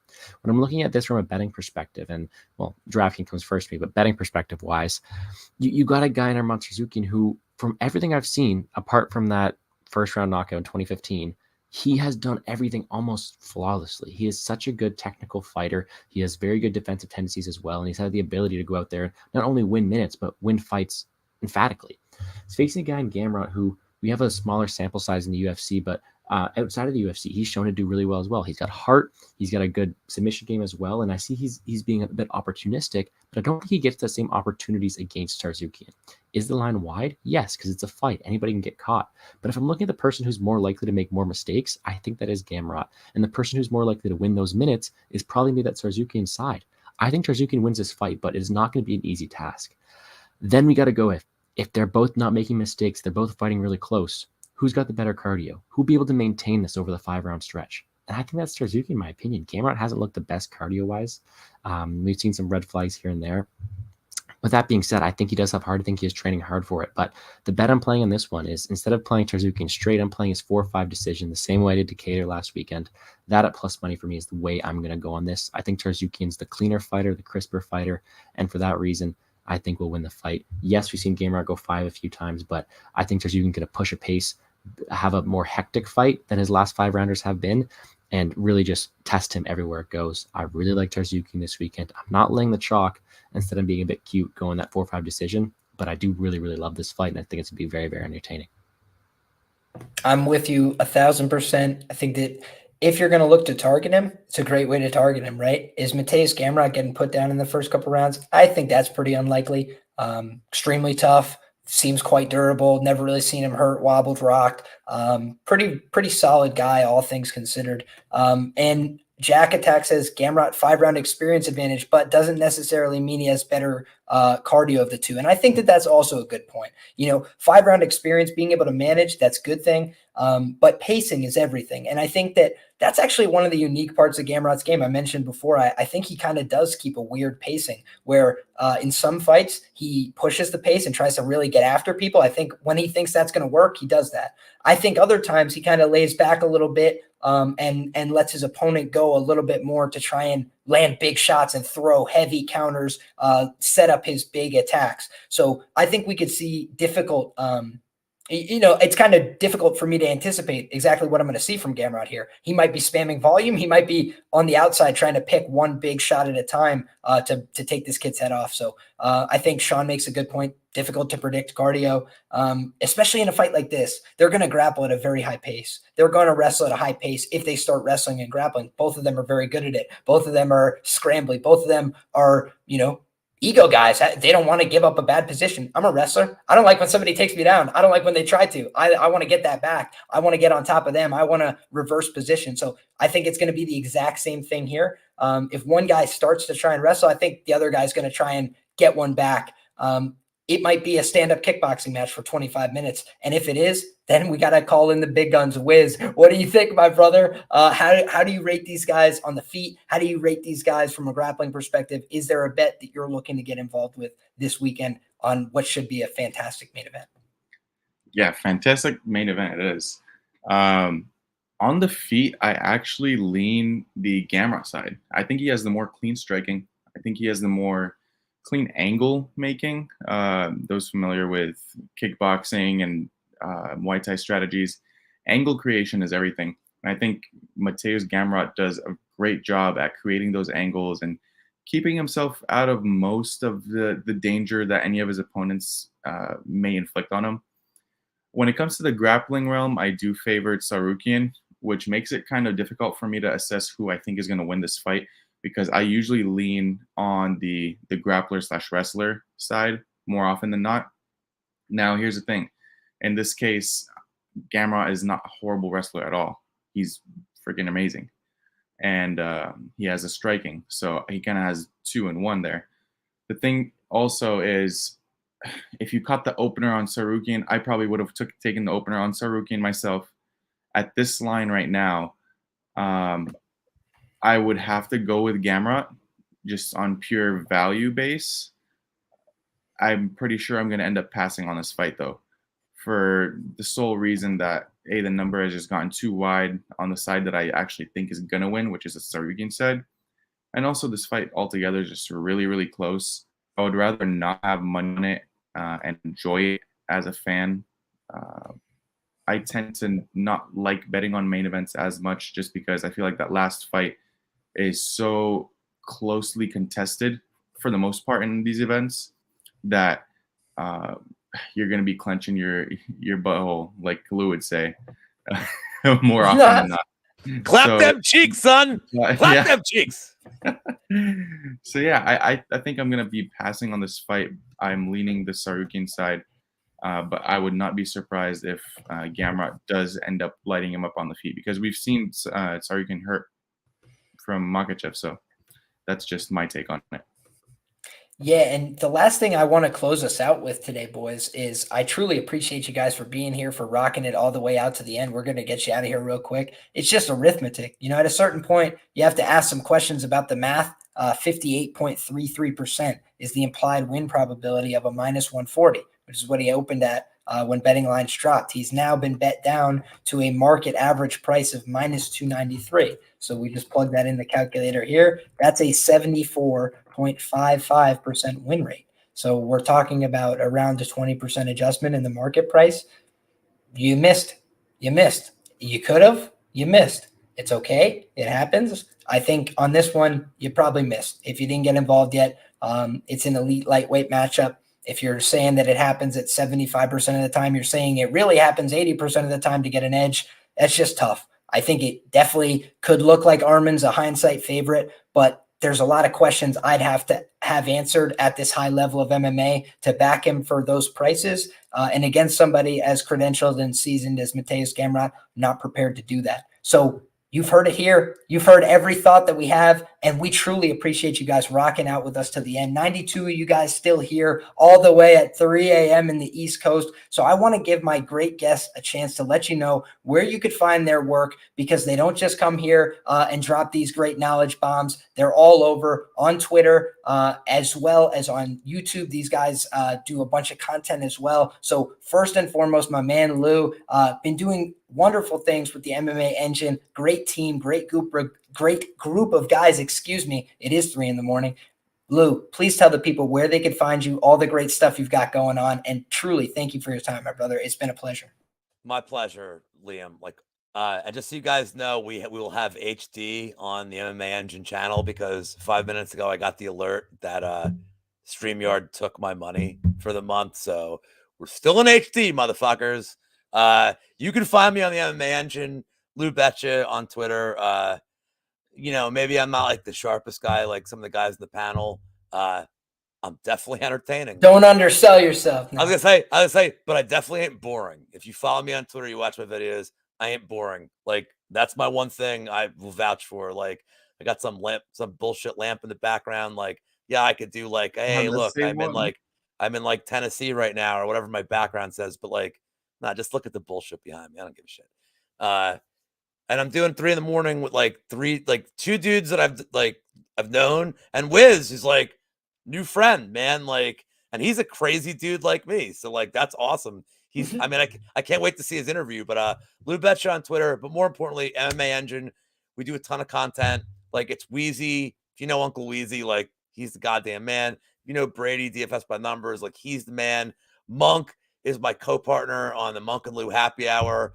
I do like insane shit on our show. Like, but if you already watched this, like, do you even have to watch tomorrow? Like, I don't know. Like, you already know my picks, but come watch me like do some stupid shit. We got Sun Tzu on the and get subscribed so you never miss what my man Lou has to say. We got Sun Tzu making a rare appearance on YouTube tomorrow, like on our channel, which is pretty cool. So and John Kelly doing a very rare off his channel appearance with just me next week. So I have compromising pictures of Mr. Kelly, so I just decided. But thank you so much, dude, and I'll leave you alone now. And yeah, that's it. Hey, man, the pleasure's been all mine. You're welcome anytime. I truly appreciate your presence on the show. It would be nothing without a Yam Bag special. So thank you, my brother, and we look forward to having you on. I'm glad that anytime somebody gets kicked in the nuts during a fight, I get 30 notifications. Lou, Yam Bags. Perfect, my man. And we know somebody all too familiar is our man Gordo, future king of the Contender Series, current lively son of a gun. My man stayed up all this time, gonna be dragging ass at hockey tomorrow, and we appreciate him for it. Legend. Tell the people where they can find you, Gordo. Well, before I do that, I got to take a second. Liam took me under his wing when I had 300 followers. He's been with me the whole side. He is truly the nicest guy in the sport. Sorry to Wizz and Lou, but Liam is the most nicest. He's the humblest too as well. I don't even know if those are words. It's really late, but he's a guy who's been really there for everybody. So please take the time, subscribe to the channel, hit the like button. Everything to help out Liam. He deserves it more than anybody else. Thanks, but man. For me, as you guys have heard me say multiple times throughout the chat, I'm a DFS player at heart. You can follow all my DFS work and betting work at Plays and Fade Sports on YouTube. Posted DFS breakdown going over every single fight, how I'm targeting it. I also do work with all your MMA Engine guys, Lou, on the HubSport Radio. And then I have a best bets video going out on the current MMA YouTube channel as well. Lots of content. I'm missing my own full card breakdown, so I'm going to be directing all of my viewers your way because this was a really fun time. Pleasure to meet you, Wizz. Happy to have you on, or happy to see you guys as always, Lou and Liam. Thank you for having me. Once again, Plays and Fade Sports. If you ever want to talk any fights, at Gordo Gambles on Twitter. Let's just make some money, guys. Enjoy the card. Guys, among the people that I blind tail when they say, hey, I'm firing on this, I just go with it. I always say in MMA, I have an opinion. In everything else, I have a very good network, and that is a key to success. So keep your network strong. Readers are leaders. My man Gordo, been with me for a long time. We crushed Contender Series 10 straight weeks last time. Can we do it again? Come back and find out for season 2. But we're going to be riding together. That's my brother for life. Appreciate you, my man. And Wizz, freaking returning champion. I'm gonna have to start paying this man. He's on every week at this point. And in terms of dropping free plays for the people, I keep saying it every day. You wake up, you drop some parlay, I put it in. I wake up the next day, I go, oh, Wizz dropped me a bag again. So if you guys haven't followed him already, at WizzBets, one of the best free accounts on Twitter today. Period. Stamped. I stand by that. So truly appreciate you for being here, my man. On MMA, on baseball, tennis, the man is going all over the damn map, and he's doing a great job. So truly appreciate you making some time, brother. Always learn something when talking fights with you. I appreciate it, Liam and Lou, Gordo. It's a pleasure to meet you guys as well. This was a great show. Thanks for having us, Liam. You're fucking awesome. So make sure you guys are following this guy, and this guy too. Yeah, he's cool. Just kidding there. You know what? This show, even though we've been on for 2 hours and 38 minutes, time just flew by. We're having fun, trying to give you guys some quality content, and what better way to do it? So just keep an eye out for these guys, and I'll be on the Twitter space sometime next week, breaking down this little interview with the infamous Askar Mozharov. I love it. Cannot beat it. And guys, they've said too many kind things about me. They have been saying I'm humble. So I'm about to break it right now and say there's very few shows out there that can claim that they have given out 80 plus units of winning advice so far this year. I can claim that. 21% ROI so far on the year. So guys, straight up, I've been working my ass off and the results have been starting to follow. I'm not going to stop. I'm going to continue to work my ass off. So whether I win or I lose, just know that the same amount of effort, energy, and intensity goes into it each and every week. I am always going to ride with you guys. If you take the L by coming with me, just know I have skin in the game. I'm taking that L too. But I'm always trying to get winners across the line. I take this very seriously. This is what I do. I do pick fights. So get subscribed if you're not already subscribed to the channel. Been giving out a lot of winners this year. I hope you guys have been rocking with me. And whether you go with my plays, whether you go against me, whether you're on the same sides, whether you take a fight that I didn't even end up playing, I hope that you come away from this show every week entertained. You come away with independent analysis and you feel like you've learned something that will put you in a better position to succeed when you're putting money on these fights. So God bless you all. I truly hope that you enjoy these fights. And I say it every week. Get subscribed and come back next week because we are going to have all the same fun again. I need you guys, the best chat in the business. Keep it lively. Keep it going. Drop a comment on this video. Get subscribed to the channel. And let's do it all again. Let's have all the same fun. I truly appreciate it. Let's do it. Thank you. Another great episode in the can. Come back next weekend. Hopefully, we're all a little bit richer. See you guys.